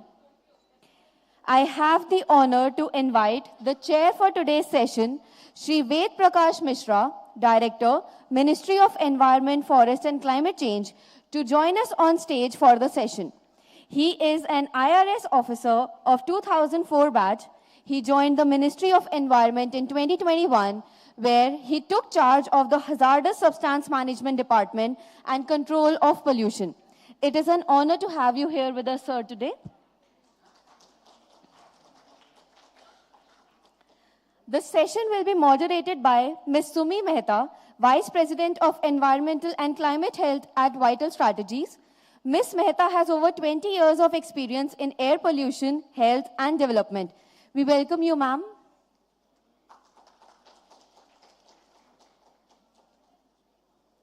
I now request our esteemed speakers to join us on the stage. Shri A.K. Gupta is the Additional Director at Regional Center for Urban and Environmental Studies, RCUES, and Directorate of Urban Transport, Government of Uttar Pradesh. He has over 36 years of extensive experience in various roles within the government at the national and at the state levels. Next, we are joined by Dr. Randeep Guleria, the Chairman of the Institute of Internal Medicine and Respiratory and Sleep Medicine, and he is also the Director of Medical Education at Medanta. Before this, he served for 5 years as the Director of AIIMS, New Delhi. Dr. Guleria has also been recognized for establishing India's first center for pulmonary medicines and sleep disorders. He has been a vital contributor to the country's healthcare landscape. We welcome you, sir. Next, we have Ms. Riya Singhal, who is the founder and CEO of EcoWare, India's first and largest sustainable packaging company. Ms. Riya was awarded the Nari Shakti Puraskar, the highest civilian honor for women, by the President of India. We welcome you, ma'am. And finally, we are joined by Dr. Mukesh Khare, who is a professor of Emeritus of Environmental Engineering in the Department of Civil Engineering, IIT Delhi. He is also a founder, vice president of Society for Indoor Environment, and presently a patron for the same. We are thrilled to have you all with us. Can we have a loud round of applause for the panelists, please? Ms. Mehta, the floor is yours. Thank you. Can you hear me? Yes. Okay. Thank you very much, and I'm really pleased to be moderating this panel of really esteemed colleagues here this morning. I think since we have the honor of having Shri Ved Prakash Mishra here with us from MOEFCC, I would just please invite you to give a few opening remarks just to start the conversation as we're really thinking about this intersectional issues together.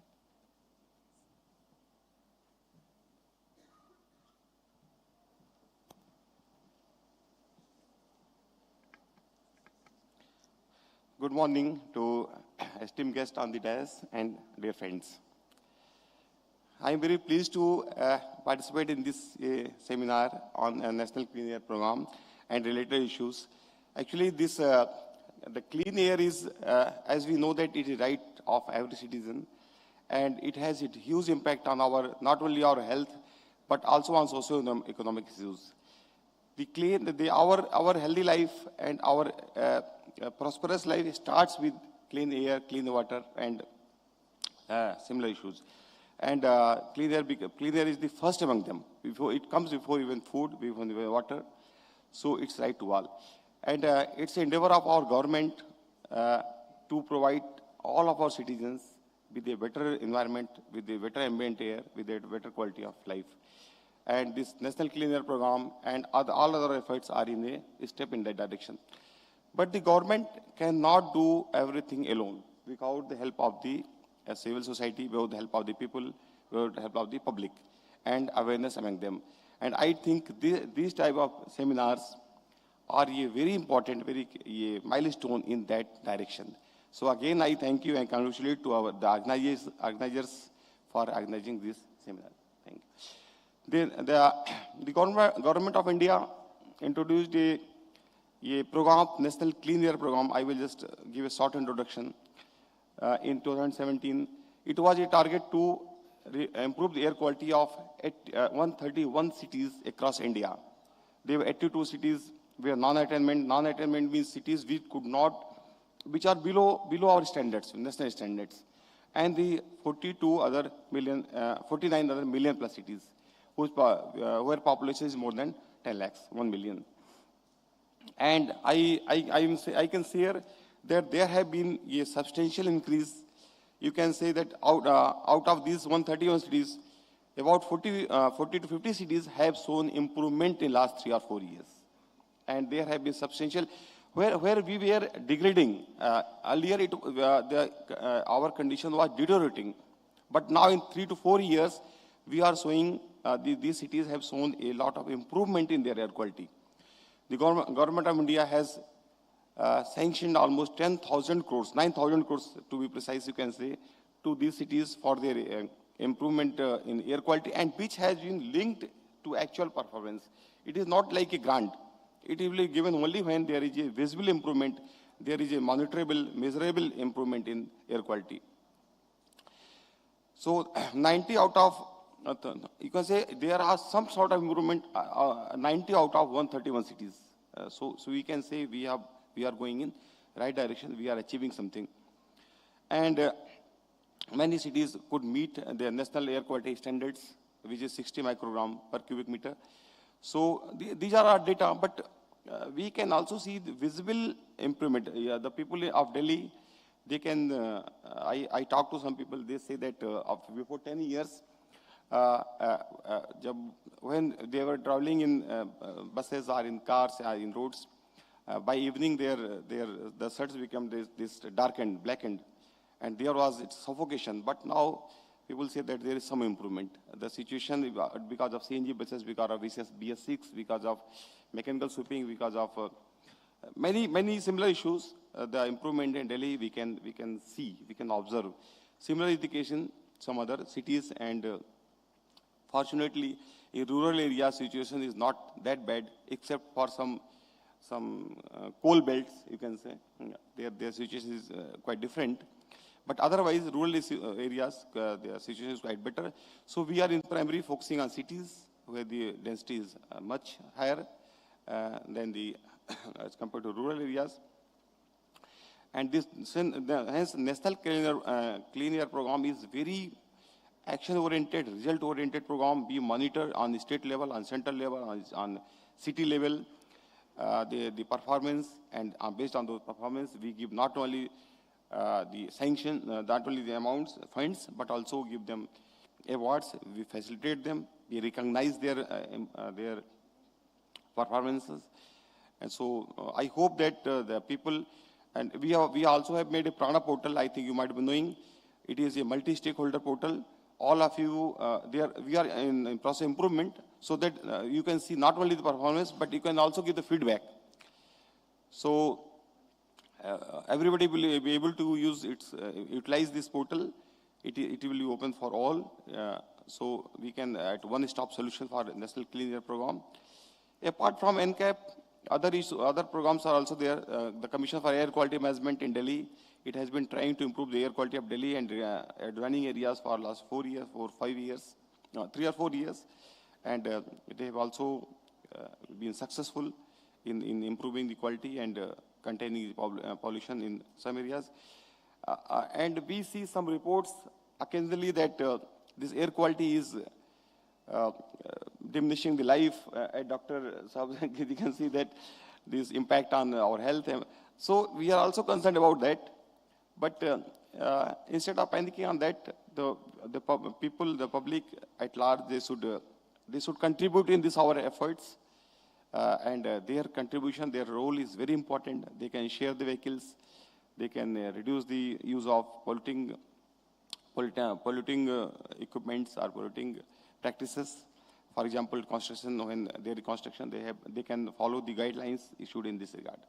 So I again congratulate the organizers of this seminar, and appeal to all of you to come forward to support the government in its efforts. Thank you so much. Thank you very much. And I think, you know, before we launch into the discussion by a very intersectoral panel, I think we've all seen what an intersectoral issue air quality management really is. I just wanted to mention, like, there are different roles that we all have to play, but being able to have NCAP as really like a foundational piece where others can really build on and leverage, it's that type of executive leadership which is really essential in order to make sure that we can all work to make progress together. So thank you very much for joining us here today. Much appreciated. So now, you know, in the interest of time, I'm just going to frame the remarks very briefly here for the session. I think what we have here are a group of people who can really emphasize, as we're saying, you know, really what's happening in terms of air quality, how it affects our lives, not only for the environment, but also for public health, ecology, and economic development. It's really an exciting panel to kind of hear how we can think about improving air quality, as well as all of the benefits that we'd like to see to the quality of life that we have, whether it's through active transportation, through public health benefits, and other associated issues, to really see how this work on improving air quality is actually not at all inconsistent with rapid economic development. And so I think that's a very important point that we have to keep in mind, that we don't need to wait until the economic development occurs before we're taking these different actions. And, you know, as we're thinking about really the growth and development which is happening with the continued urbanization as well, I would like to turn first to Shri A.K. Gupta from the Regional Center for Urban and Environmental Studies and the Directorate of Urban Transport in the government of Uttar Pradesh, to really talk a little bit and give us his thoughts about the importance of city planning and active transportation and its role associated with air quality as well. So maybe if I could just start by asking you if you can talk a little bit from the demand side of things about how city transportation planning can really play a role in introducing a modal shift to public transportation, walking, cycling, and, you know, how this is then related to both air quality and quality of life.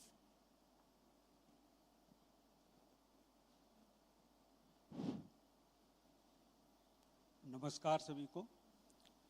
मैं सबसे पहले जो आज का topic है cleaner air and better health, यदि आप देखेंगे ये टॉपिक क्लीन एयर मतलब वायु यदि आपकी क्लीन है तो आप स्वस्थ रहेंगे। जो अब आप देखिए वायु यदि आप हमारे जीवन के 5 यदि आप देखेंगे मेन एलिमेंट हैं, जिसे हम भगवान के नाम से भी कहते हैं। भा से भूमि, गा से गगन, वा से वायु, आ से अग्नि और ना से नीर। तो यदि ये 5 तत्वों में यदि अपनी एक सेल्फ क्लीनिंग कैपेसिटी होती है और उसके बियॉन्ड यदि हम चले जाते हैं तो पॉल्यूशन हो जाता है। चाहे वाटर की क्लीनिंग अपनी एक कैपेसिटी है, इसी तरह से एयर की अपनी एक कैपेसिटी है। यदि हम पॉल्यूशन ज़्यादा करेंगे उसकी सेल्फ क्लीनिंग से तो ऑटोमेटिकली वायु हमारी पॉल्यूटेड होने लगेगी। तो जो आईसी एक्टिविटीज़ एक बड़ा चैलेंजिंग पॉइंट था। मैं तो कहूँ इन 5 तत्वों में यदि आपने भगवान के दर्शन करते हैं तो आप कभी भी गंदा नहीं करेंगे इन चीज़ों को। ये तो रहा एक प्रारंभ में, लेकिन जो मैडम का विषय है कि एयर क्वालिटी में ट्रांसपोर्टेशन प्लानिंग क्या रोल प्ले कर सकता है, जहाँ तक मैं समझता हूँ यदि आप देखें कि आज के परिवेश में अर्बनाइजेशन कंटिन्यूसली इंक्रीज हो रहा है हमारे सारे सिटीज़ का।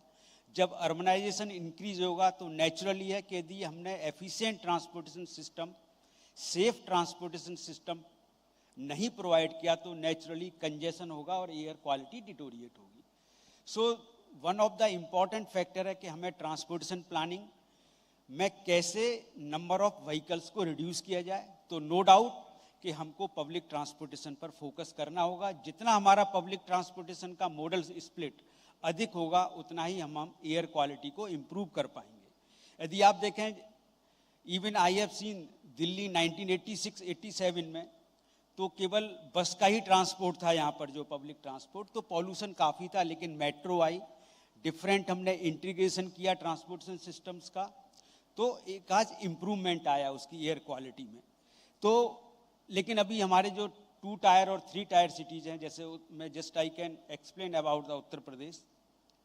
तो उत्तर प्रदेश में जो पर्सनलाइज ट्रांसपोर्ट है, बिकॉज ऑफ जो अवेलेबिलिटी ऑफ पब्लिक ट्रांसपोर्ट, जो डिमांड है, जो हमारे स्टैंडर्ड्स हैं, उसके सापेक्ष केवल 5 या 6% है। तो नेचुरली कि जब पर्सनलाइज ट्रांसपोर्ट सिटी के अंदर बढ़ेगा तो पॉल्यूशन, एयर पॉल्यूशन पर अफेक्ट करेगा। तो फर्स्ट है कि हमको फोकस करना होगा अपनी ट्रांसपोर्टेशन प्लानिंग के माध्यम से, कैसे हम पब्लिक ट्रांसपोर्ट का शेयर को बढ़ाएं, कैसे उसका इंफ्रास्ट्रक्चर डेवलप करें, मेट्रो डेवलप करें, बसेस का ट्रांसपोर्टेशन या बीआरटी कॉरिडोर डेवलप करें। तो हमको एक इंफ्रास्ट्रक्चर डेवलप करने की ज़रूरत है, और वो इंफ्रास्ट्रक्चर हमारा इंटीग्रेटेड होना चाहिए। जनरली क्या है, सारा का सारा एलोन काम कर रहा है, मेट्रो काम कर रहा है, अलग कर रहा है, बस काम कर रहा है, वो अलग कर रहा है। There should be a integrated and accessible approach. जब तक इस पर हम फोकस नहीं करेंगे तो हमारा पर्सनलाइज ट्रांसपोर्ट बढ़ेगा। दूसरा, हमको फोकस करने की ज़रूरत है जो नॉन मोटराइज ट्रांसपोर्ट आपने कहा, नॉन मोटराइज ट्रांसपोर्ट को हम फोकस करें, सेफ साइकिल ट्रैक का निर्माण करें, पेडेस्ट्रियन, आप देखेंगे सबसे लीस्ट हम लोगों का जो फोकस होता है वो पेडेस्ट्रियंस पर होता है। फुटपाथ पर ही every activities is being done.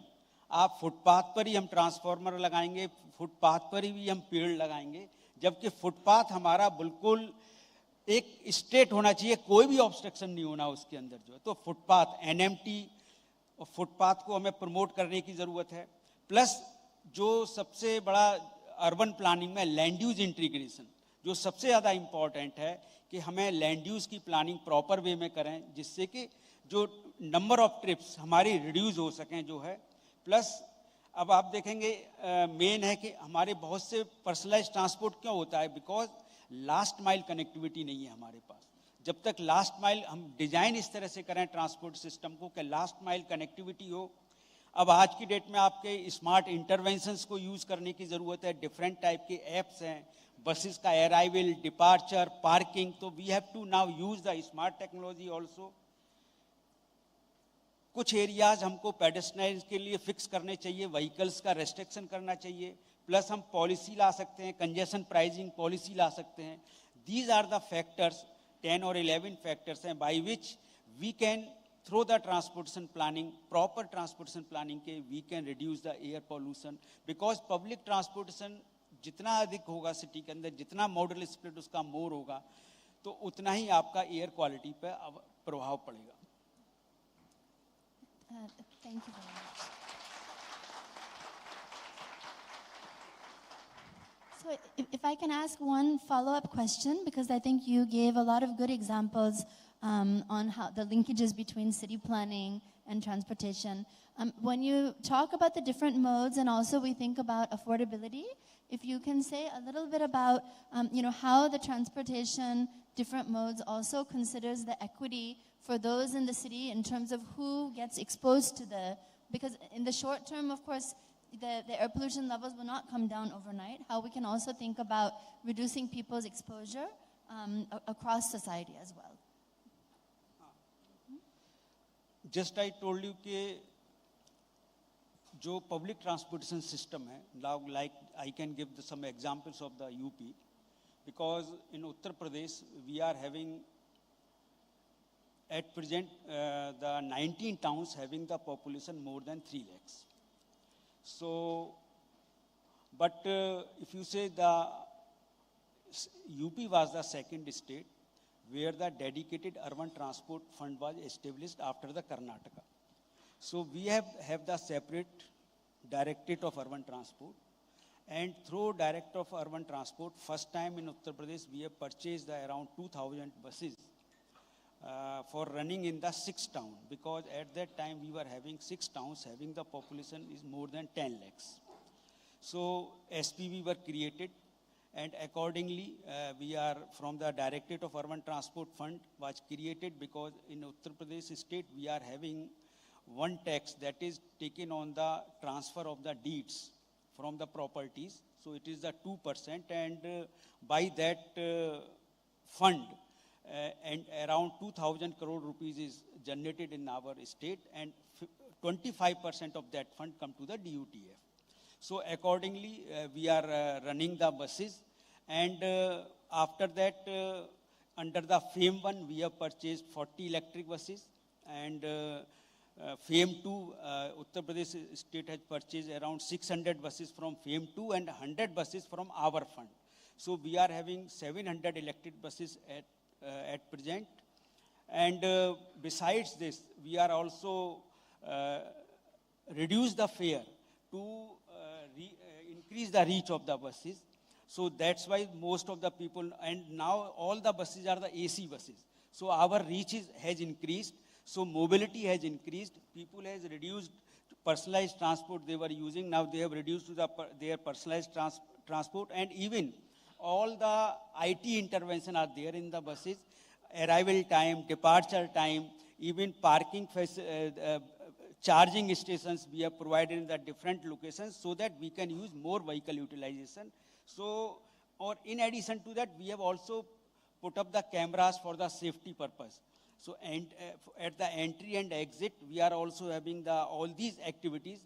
By that, we have provided better services through the electric buses, and from the CNG buses, we are providing better reach to our citizens.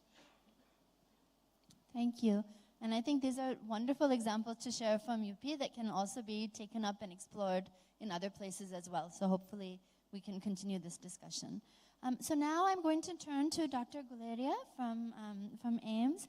And really, of course, this is my bias of really wanting to hear a little bit more from his expertise and insight as we're really thinking about, again, air pollution, health, vulnerability, and particularly as we see, I think now, this shift from the focus not only on young children's health, but thinking also about impacts on the elderly from respiratory as well as cardiovascular disease. Really, how we can start to think initially about what would be first, in your perspective, from what you've seen, the different role that the health professionals can help to play in achieving India's clean air mission. Good afternoon, and thank you for having me. I think health professionals can play a crucial role in terms of trying to influence not only the common citizens, but even policymakers. The reason for that is that health professionals actually see the effect of air pollution directly up front, whether it be cardiologist, general physician, or respiratory physicians.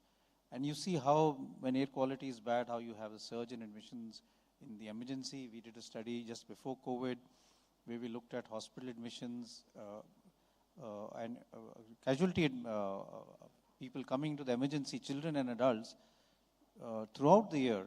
And we were able to show that when AQI was bad, in the following 6 days, there was a huge surge in the number of children and adults coming with acute respiratory problem into the hospital. So there is a lot of data there which the health professionals can share with citizens and with policymakers, trying to influence them in terms of the harmful effects of air pollution. Because very often people argue, and this is an argument that people have had with me, that you can say so-and-so died of dengue or so-and-so died of COVID. How can you say so-and-so died of air pollution? Because it's a silent killer. You don't have a definite pinpoint a person who dies of air pollution. You know that his lungs are bad, he's deteriorated, his heart failure has become worse because of exposure to air pollution, his COPD or chronic lung disease has worsened because of constant exposure to air pollution, and that has contributed to the death. But that cause and effect relationship becomes more and more difficult, and that is why I think health professionals can play a big role in trying to influence policymakers and the general citizens. Also, I think they can also be advocates of change. We started what we called a Green School Initiative, where with Delhi University, we used to go to different schools, talk to children and start influencing children so that how can they help in decreasing not only their, but their family's carbon footprint. And what can they do? Because I think children are again a great motivators for parents in terms of bringing in that change. So carpooling, walking to the market rather than taking your car and things like that, or taking the bus rather than coming to school. Because there is a lot of data which even suggests that even if you look at the air quality outside most schools during the beginning of the school and the end of the school, it's really very bad because of so much of traffic and cars accumulating at that point in time when the school starts and the school is over. So I think health professionals therefore can play a lot of role, and I personally feel that they should be more active in trying to get this change as far as improvement of air quality is concerned. Thank you, and I think it's interesting that you noted this kind of difficulty with trying to communicate to the patients, and I think if you think maybe 40, 50 years ago, people were not willing to acknowledge the linkages between smoking and health, for example, and I'm just wondering, like, you know, how can we kind of help the clinicians, for example, as well, in terms of sensitizing their patients as well to, you know, when they're asking if somebody comes in with an illness, do you smoke? What kind of occupational risks do you may have? What kind of sources of air pollution could you be exposed to? Like, what can we really do to help to really also strengthen the ability of the health sector to have the right guidance that they need? So two things in this. One is that there is enough data there which shows that now air pollution in many diseases is becoming a larger risk factor than tobacco use. A paper published in Lancet a few years ago looking at the burden of disease of air pollution in India showed that air pollution caused more disability-adjusted life years in people with COPD, heart disease, and low respiratory tract infection than tobacco use. So there is data which is emerging which shows that air pollution actually is becoming more harmful than tobacco use. Yet, we really don't talk about it as much as we should. Even if you look at cardiovascular morbidity and mortality, even data from the European Respiratory Society actually shows that constant exposure to higher levels of bad air is as big a risk factor for heart disease as high cholesterol or cigarette smoking. So we need to really use that to really make our patients understand. And patients are actually finding that if they move, for example, I have a number of patients who during the winter months move out from Delhi and go and stay with their children, sometimes in the south or the eastern part of India. One patient every month goes to Bhubaneswar. And he says that his winter is much better now when he goes there rather than when he was staying in Delhi during the winter months. So there are a large number of examples, and we need to use this to really push for that change, which is very, very important, and make patients also understand the importance of monitoring their air quality when they're going out, especially those who are vulnerable, the elderly, those with comorbidities like chronic respiratory diseases, chronic heart diseases. That is an important section of patients who really face the brunt of bad quality air. Great. Thank you. And so I can understand that you have these certain groups that you see who you worry about, and it seems like, you know, it'd be really interesting to know kind of who are the groups that you worry. I mean, you see that you have some patients who have already taken it into their own hands to be able to, you know, change their lifestyle, but which are the groups that in your practice you are worried the most about, and what can we do in terms of the public health systems to also have better local data that can also improve awareness about these issues? So if you're looking at data, I think we can look at data from 2 points of view. One is, what is the effect on the vulnerable population, the extremes of age? There is data which is emerging which suggests that children living in areas where air quality is bad, their lung capacity is less than those as compared to children living in area where air quality is good. So there is stunted lung growth as far as if you were to follow up lung functions in children who really, from the age of, let's say, 5 to 6 years to the teenage years, you would find that the lung capacity actually is less in these children as compared to those who are living in areas where pollution levels are less. But I think, so extremes of age, that is one group where you need to really look at it. We were doing a study where we were looking at asthmatic children. We were having two groups. One was an asthmatic cohort and the other was pregnant women. And we were trying to see what is the effect of air pollution in asthmatic children and in pregnant women and the newborn. And there is data which suggests that there is intrauterine growth retardation if pregnant women are exposed to high levels of both indoor and outdoor air pollution.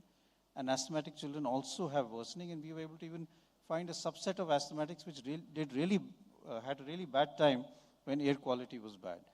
This was something which was being done using wearable devices so that we could really monitor air quality right at the source. So it was not using the AQI in general, but these children were wearing a device which was clipped onto their belt, and you could monitor the AQI on them on a personal basis.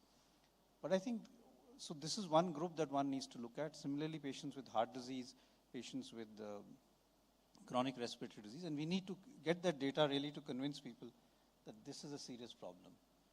The second data that we need is the efficacy of interventions that we plan. How effective are interventions? There's a huge intervention in terms of LPG, the huge movement that the government has of going from solid fuels to LPG in terms of decreasing indoor air pollution. How much of a difference has that made in terms of women's health, in terms of indoor air exposure? There is data being collected, but I think there is a need to look at intervention and how do they help, and look at innovative ideas so that we can find solutions which are useful for the vulnerable population and are frugal in nature so that they are cost effective. No, this is a great...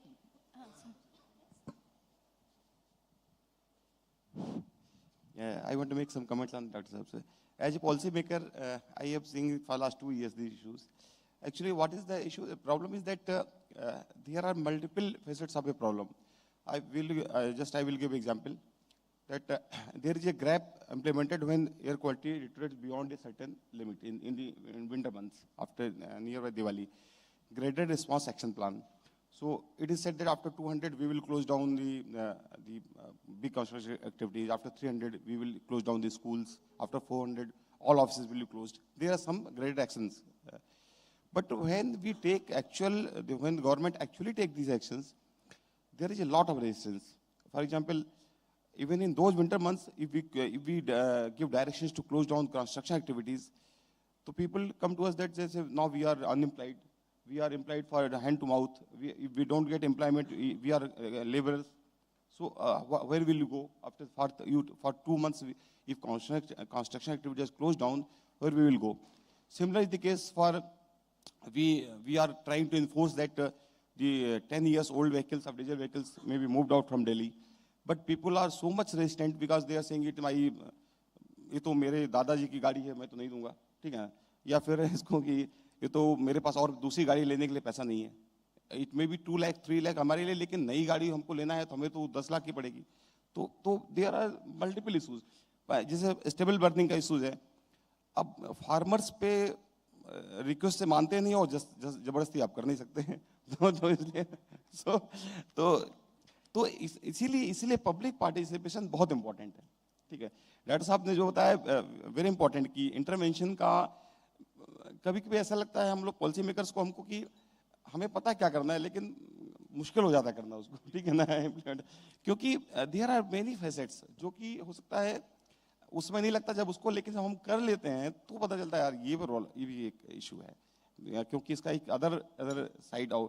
इसी तरह mechanical sweeping of roads है. जैसे India में दिल्ली में particularly dust जो है इस major portion है, अपॉर्शनमेंट में 30 to 40% का शेयर है. लेकिन जब मैकेनिकल स्वीपिंग मशीन आती हैं तो पता चला रोड पे तो गाड़ियां खड़ी हैं आधी जगह, तो मशीन के तो जाने का रास्ता ही नहीं है, ठीक है ना. तो देखना पार्किंग इश्यूज हैं. तो कहने वाले इसलिए गवर्नमेंट तो कर सकती है, लेकिन हम और हमारे ऑर्डर देने से हमारे पॉलिसी बनाना तब तक इम्पोर्टेंट है जब तक आप लोग भी उसमें और आम जनता को आप लोग जैसे कि इस तरह के सेमिनार से NGOs हैं और भी हैं वो लोग उसको उनको अवेयर ना करें. और जो इंटरवेंशन का जो इफेक्ट की डॉक्टर साहब ने बताया, of course we are doing that and we will do that कि किस इंटरवेंशन का कितना इम्पैक्ट हुआ है, क्योंकि अदरवाइज फिर उसको फायदा नहीं करने से जब तक पता नहीं को हमारे इस इंटरवेंशन का, इस हमारी पॉलिसी चेंज का, इस इम्प्लीमेंटेशन का क्या इम्पैक्ट हुआ है. तो उसका और एक और चीज़ लास्ट जैसे कहा कि अभी तक तो हम यही समझते हैं कि इसका इफेक्ट होता है, लेकिन डायरेक्टली इसका कितना इम्पैक्ट है आई थिंक उसकी भी स्टडी अभी होनी बाकी है. हेल्थ पे डायरेक्टली कितना इम्पैक्ट है. No, I think this is a really important issue that you make, because the social and economic costs of the interventions is something which we have to take at the very forefront as we're deciding what to do, because these measures can have drastic impacts, and especially they're not impacts which are faced by all of the populations, but many times by the most vulnerable. And I think this is the perfect segue actually to transition and invite Ms. Ria Singhal from EcoWare Solutions and the CEO Forum for Clean Air to speak a little bit on this issue of sustainable growth and air pollution, because I think what we've seen, of course, is that even if we keep the interventions aside, there's a huge economic cost which is being borne by air quality, just by virtue of the current state of air quality in India. There was a recent study by Clean Air Fund in Dalberg showing that it's costing the Indian economy around 7 lakh crore every year, for example. So maybe if you could speak a little bit from your perspective about who is really bearing these costs, and in particular, what role then can the Indian businesses and the private sector also play in terms of being able to be part of these solutions? Sure. Thank you. Good afternoon, everyone. So I think in terms of the cost of air pollution, I think it's borne by various stakeholders, right? Citizens such as us in this room, businesses, households, government. And I think the most significant cost that we have discussed this morning is the adverse health impact, right? And the effect on our healthcare system, ultimately. As a business, what we face, so I founded an organization called EcoWare about over 10 years ago. We manufacture sustainable packaging that's naturally compostable, biodegradable, and we use agri-waste, right, to do so. So our factory is located out in Greater Noida in UP. And as a business, I know that we've had episodic bans. So once the AQI hits a certain level, we've had to stop production in the you're not allowed to manufacture within Delhi NCR if you're using coal, etc. Right? At the start, when we commissioned our unit, we unfortunately had no access to gas. So much to my dismay, we did have to use coal. But the minute we had access to gas pipelines, etc., we intentionally converted. Right? So as an SME, that was our intention to adopt cleaner technology and a business model that generates 100% of our revenue from a circular economy model. We've also seen reduced labor productivity, workforce productivity, because our team falls sick, right? So those are the two things that we've definitely been affected by as a business. Certainly, we have stringent policies. I think as a business, it's our responsibility to adhere to those policies. I can tell you that in the industrial area in Greater Noida, we've worked intentionally, like I said, to be a zero waste process, not to pollute, etc. But there are chimneys still emitting black smoke. And you're like, hang on, how are they getting away with this? So I think with the social and economic costs that we've touched upon, and Shri Mishra ji has also touched upon, I think we have, as employers, we have responsibility towards our people, right? And obviously towards the community in which we operate in, even as a business. And I think what we can do is, like I said, adopt cleaner technologies. As an entrepreneur, we've obviously scaled innovative solutions. I think that we've got a lot of entrepreneurs even outside trying to do the same, and a lot of us are SMEs, right? And scale can be a challenge. So I would encourage large-scale organizations to sort of take us into their ops, make their sustainable supply chains more responsible, and we work in collaboration, right? Where we help them innovate and they help us also scale our solutions. And I think advocacy and collaboration, so to be present and engaged in platforms such as this, other networks, and obviously share best practice, I think is something that we can actually do as businesses. So can you say just a little bit more, in a little bit more detail, how some of these really promising innovations, once they're piloted, how do they actually go to scale? What's the process involved in doing that?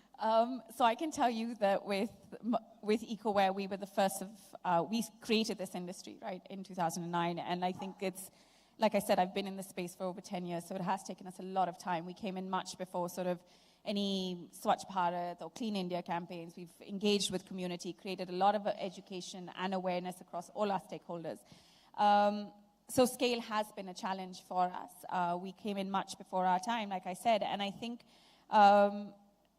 when we've worked across or engaged with I work a lot with CII and their Clean Air Forum, and I found it's similar conversations with other entrepreneurs where we're trying to find solutions to some of the greatest problems that we face today. So we'll try and use the paddy straw that's being burnt, etc. We'll try and create products, but we do need collaboration with government, with larger scale industries to really help us scale and take this to actually make that massive change that we're seeking to make, basically. So yeah. Thank you. So just, because I'm a little mindful of the time, and I really want to hear also from Dr. Mukesh Khare, who's here from IIT Delhi. A lot of what we've discussed already has to do with, different actions that are being taken, but at the end of the day, we also really need to be able to measure and demonstrate the impact of these. And I know that you have a lot of expertise on the monitoring and modeling involved to measure benefits.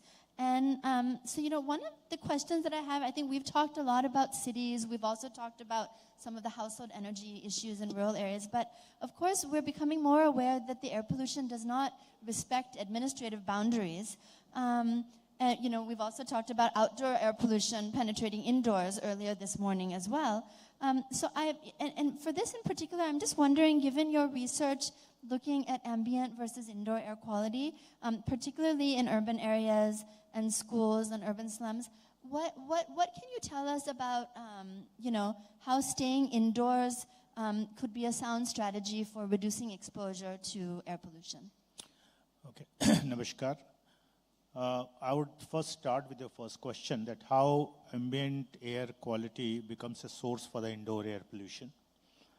So it depends upon various factors, and one of the important factors is the aerodynamic parameters, like that includes the wind velocity, the turbulence, and all sorts of things which is happening in the ambient environment. And the second factor is the location of the building where it is situated.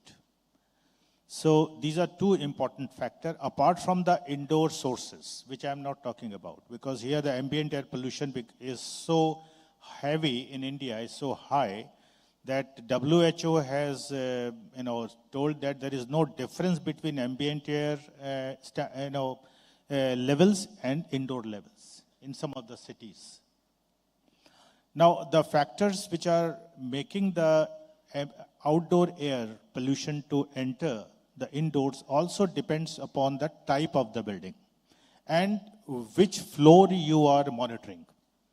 Now, the type of building, when I say, let's take an example, that if a building is a 4th floor and there is a basement, then the 4th floor will be having, suppose we are monitoring on the 4th floor, they will be having more gaseous pollutants rather than the particulate one. But if you monitor the basement, then possibility of the particulates will be more than the gaseous pollutants. So this is a possibility. I'm not saying that's an absolute conclusions, but we have seen. Say, for example, in our IIT Delhi, and when I joined this institute in 1990, so there was a project which we did for the library, which was newly constructed at that time. And the project, why we did, because the students start complaining that when they sit in the reading room of the library, which is in the basement, they feel a lot of itching, lot of problems of going out of the space. They were also feeling drowsiness and all sorts of complaints. It started coming from the students. So directors asked, because I was alone at the time in the environmental. So director asked me that, can you check it? Why the students are complaining? Whether they are making a sort of ये बहाना कर रहे हैं ना बैठने के लिए, or it is real.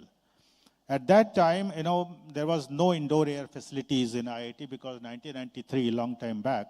So we had collaborations with Central Pollution Control Board. They were also not having any indoor instrumentation.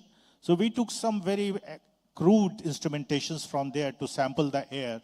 For example, for the carbon dioxide, we took Orset apparatus and all sorts of things. And one of the MTech students, he ventured he would do this problem, because it was new for everybody. So we found that in the basement, the carbon dioxide level was very high, while, and the particulates as well, and that was no 2.5 and 10 at that time. It was SPM. So we took SPM from the handy samplers, and we found that SPM was also very high. But on the 4th floor, there was a lot of photocopy machines.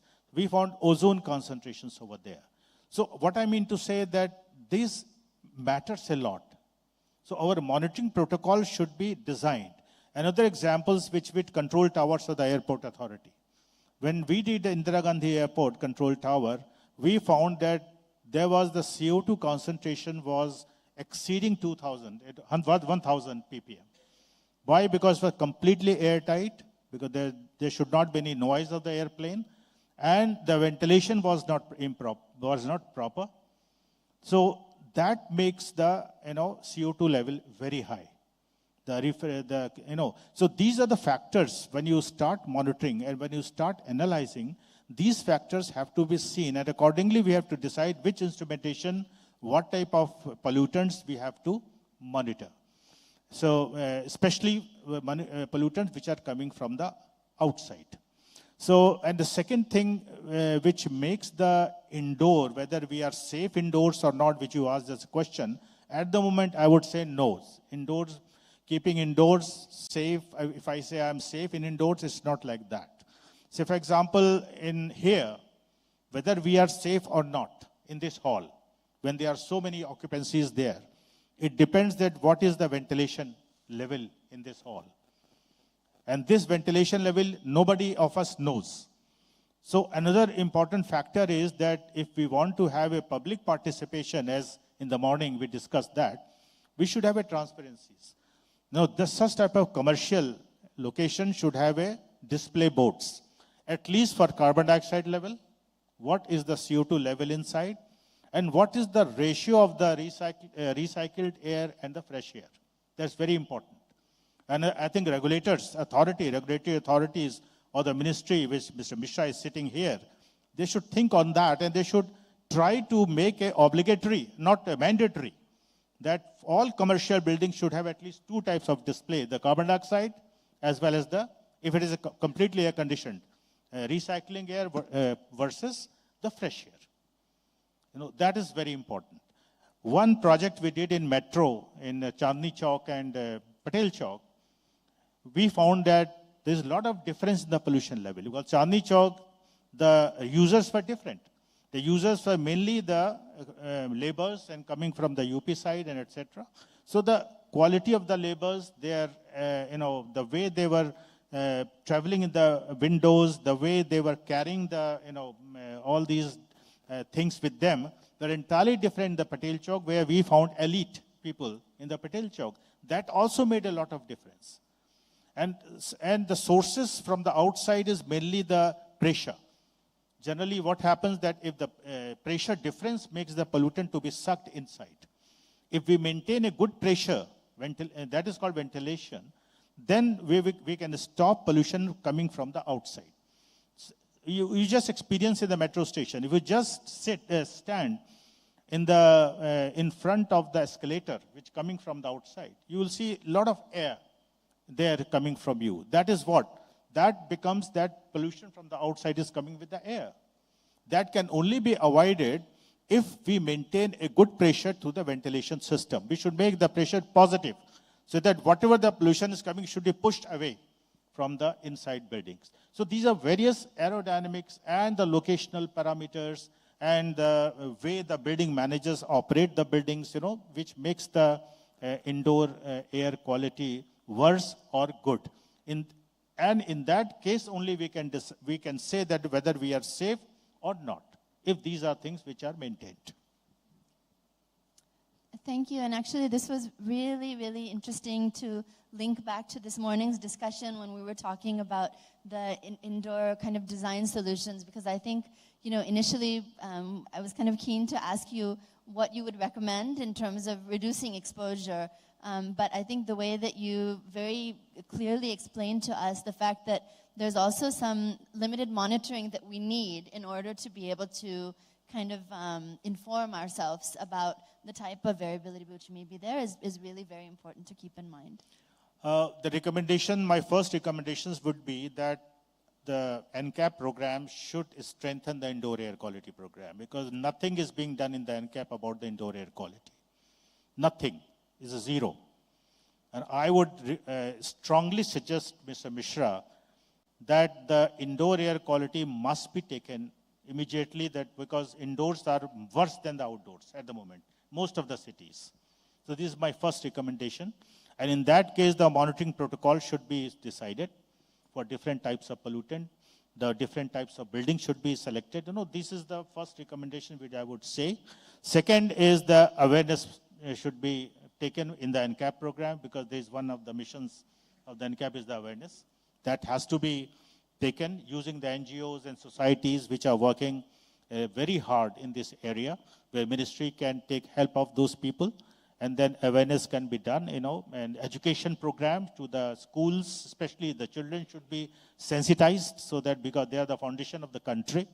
And then standards and protocol. In the morning, I think one of the gentlemen was, there is no standard, there is no protocol. So we have to do a very quick, action in these areas, so that at least people have some standards for the materials, standard for the indoor air, ambient indoor air quality, what should be the limits and standards. Then it will decide our directions, that how should we maintain our building, what should be the building manager should do, what should be the protocol. All these things can only be decided if we have standards. So this is my recommendation at the moment. Short comment on it. Actually, we have ambient air quality standards, but not indoor. I agree. But, and we are working on that. I can say you that we are working on that, and maybe that in future we come with indoor air quality standards as well. But it is quite difficult to implement. See, standards we can issue, but we have to keep in mind the implementation also. Inside the house of someone, or in some factory premises, some office premises, or in the residence of someone, it is very difficult for government to have some intervention there. It is really difficult. But I agree with you that there should be some standards, so that we can at least know that whether we are below that or we are above that. It may not be mandatory, it may not be obligatory, but at least it should be indicative. This much I agree. What I can say, one point here, that we can start with the commercial buildings, let us say malls. We find a lot of occupancy level over there. Hundreds of people come. And malls can manage, if they have a standard, they can manage. I will note it. Yeah, hotels, okay. This one, we don't know how much CO2. And I am feeling a lot of watery from the eyes, because I'm very sensitive, I'm allergic. I'm sure that here the CO2 level must be exceeding the ASHRAE limit. So I think commercial buildings should be taken first. Okay. I agree with you. I noted it. Thank you. Thank you. And I think it's really important that as we're talking about the kinds of standards and things that should be prioritized, of course, we have to think about where these standards can actually be enforced and regulated, whether it's in private sector, whether it's in commercial buildings. But at the end of the day, I think, one of the things which I really enjoyed with this panel, I think we could speak all afternoon if we had the chance, but really being able to emphasize that for all of the benefits that we would like to see of clean air actions that are being taken, we have to keep in mind where the people are, whether they're at home, whether they're indoors, whether they're outdoors, whether they're on public transportation. Really keeping in mind that the exposure is happening where people are spending their time, and making sure that we cover all of those bases is going to be really important. So I'm, again, really sad that we don't have more time for discussion, but I would like to thank all of the panelists for their participation and for their insight here. Thank you.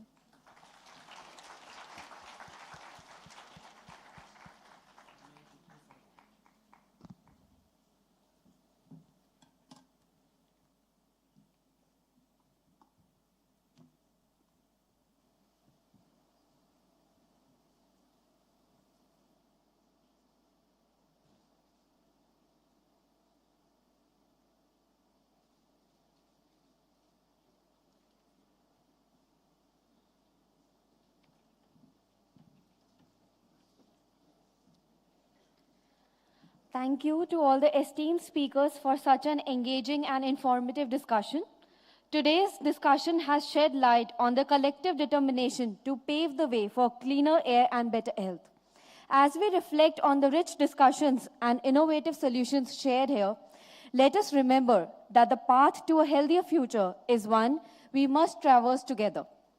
In the words of Margaret Mead, never doubt that a small group of thoughtful, committed citizens can change the world. Indeed, it's the only thing that ever has. As we approach the culmination of today's engaging dialogue, I kindly invite Mr. Tanmay Tathagat, Executive Director, Environmental Design Solutions, to grace the stage and deliver the concluding remarks.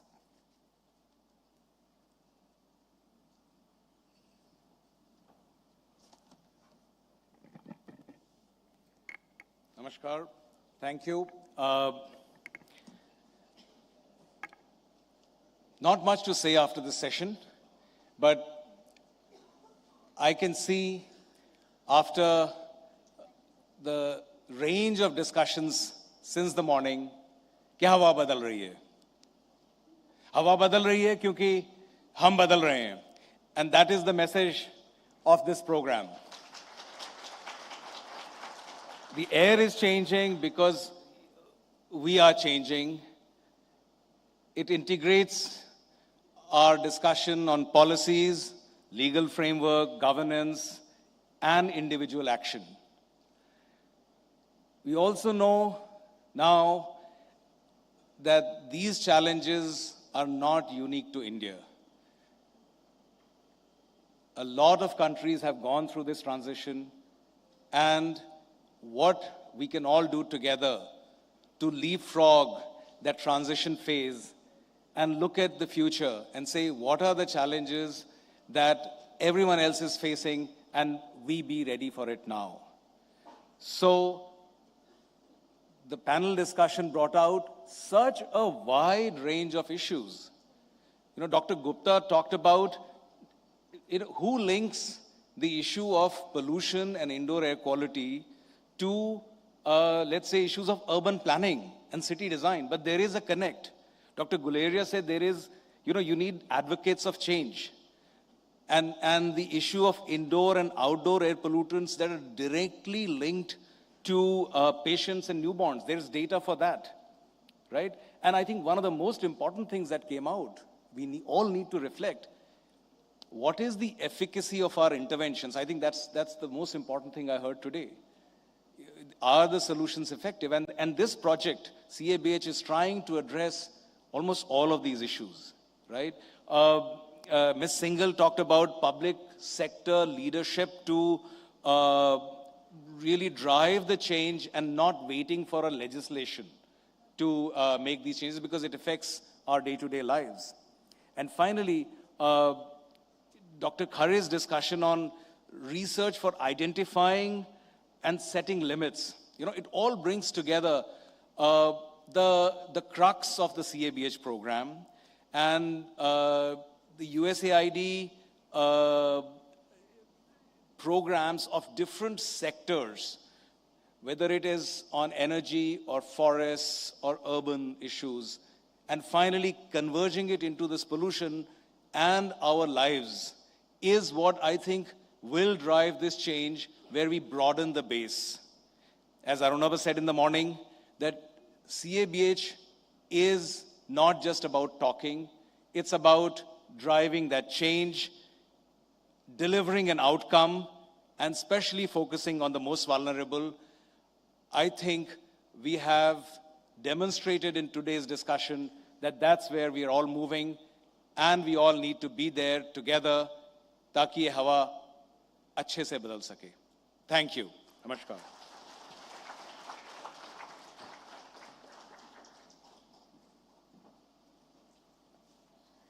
Ladies and gentlemen, as we draw this insightful event to a close, I kindly request Mr. Brikesh Singh, Director Communications and Engagement, USAID Social Impact Advisors, to join us on stage and extend the vote of thanks to our distinguished speakers, participants, for their invaluable contributions.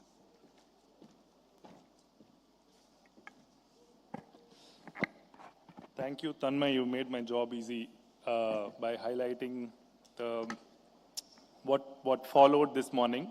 So first of all, I'd like to thank Ms. Veena for setting the context for today's discussion, and she actually focused upon collaboration and cooperation, followed by Dr. Arunabha Ghosh, who set the context for the day, and the enriching and enlightening discussion that followed. Thanks to USAID for placing their trust in this cohort of 5 organizations to deliver on this extremely important goal of cleaner air and better health for India. Thanks to the panelists from the first session, Mr. Sanjay Upadhya from Enviro Legal Defense Firm, Ms. Sumi Mehta from Vital Strategies. Thank you, Mr. Tanmay from Environmental Design Solution.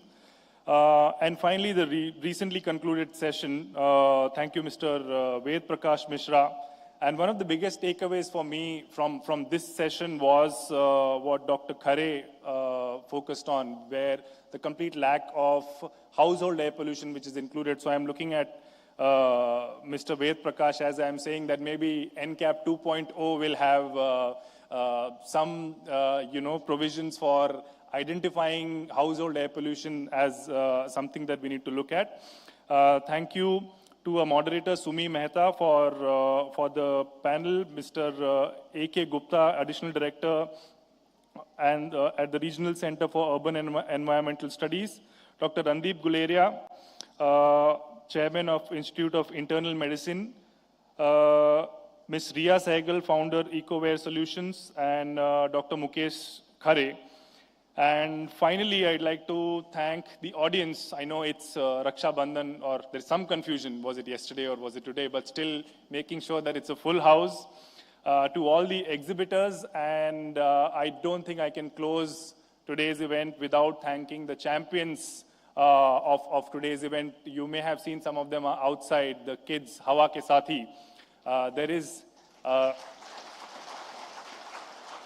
a saying that we do not inherit the planet from our ancestors, we borrow it from the future generation. So it always gives me hope when I see the younger generation taking leadership, being innovative, and working on the issues of air quality. So if some of you have not seen the exhibition, I'd like to encourage you to go check it out, have a conversation with them, draw some inspiration. And with that, I'd like to close the event and invite all of you for the networking lunch. Thank you very much.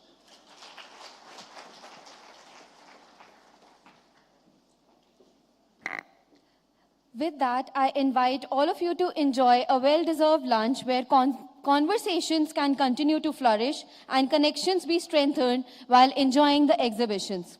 One thought I want us all to leave here today is that हम हैं हवा के साथी, हम हवा बदल सकते हैं और हम हवा बदल देंगे. Thank you and please enjoy your lunch.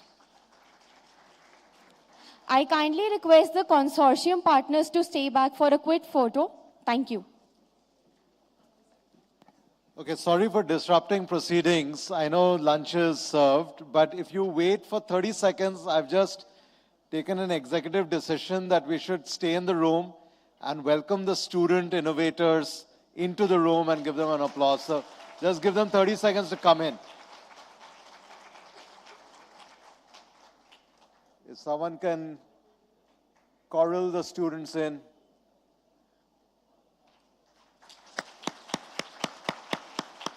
Come guys, come on stage.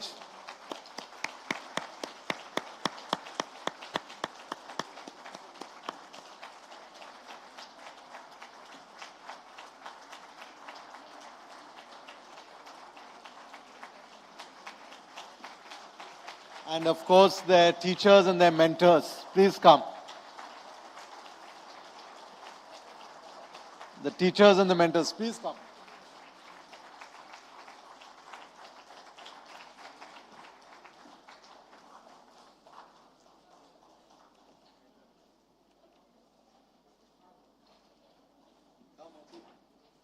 The consortium partners also, please come up on stage.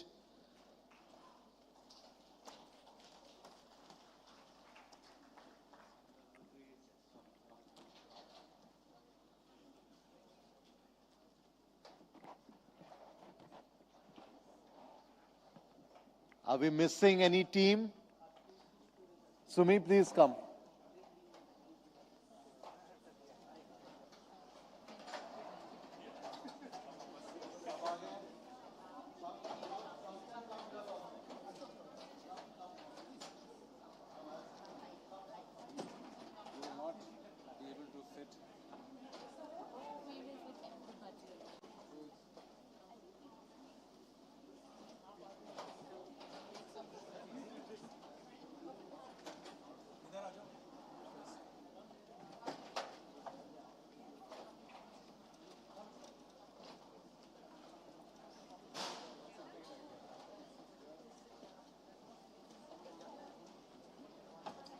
नीचे चल लेते हैं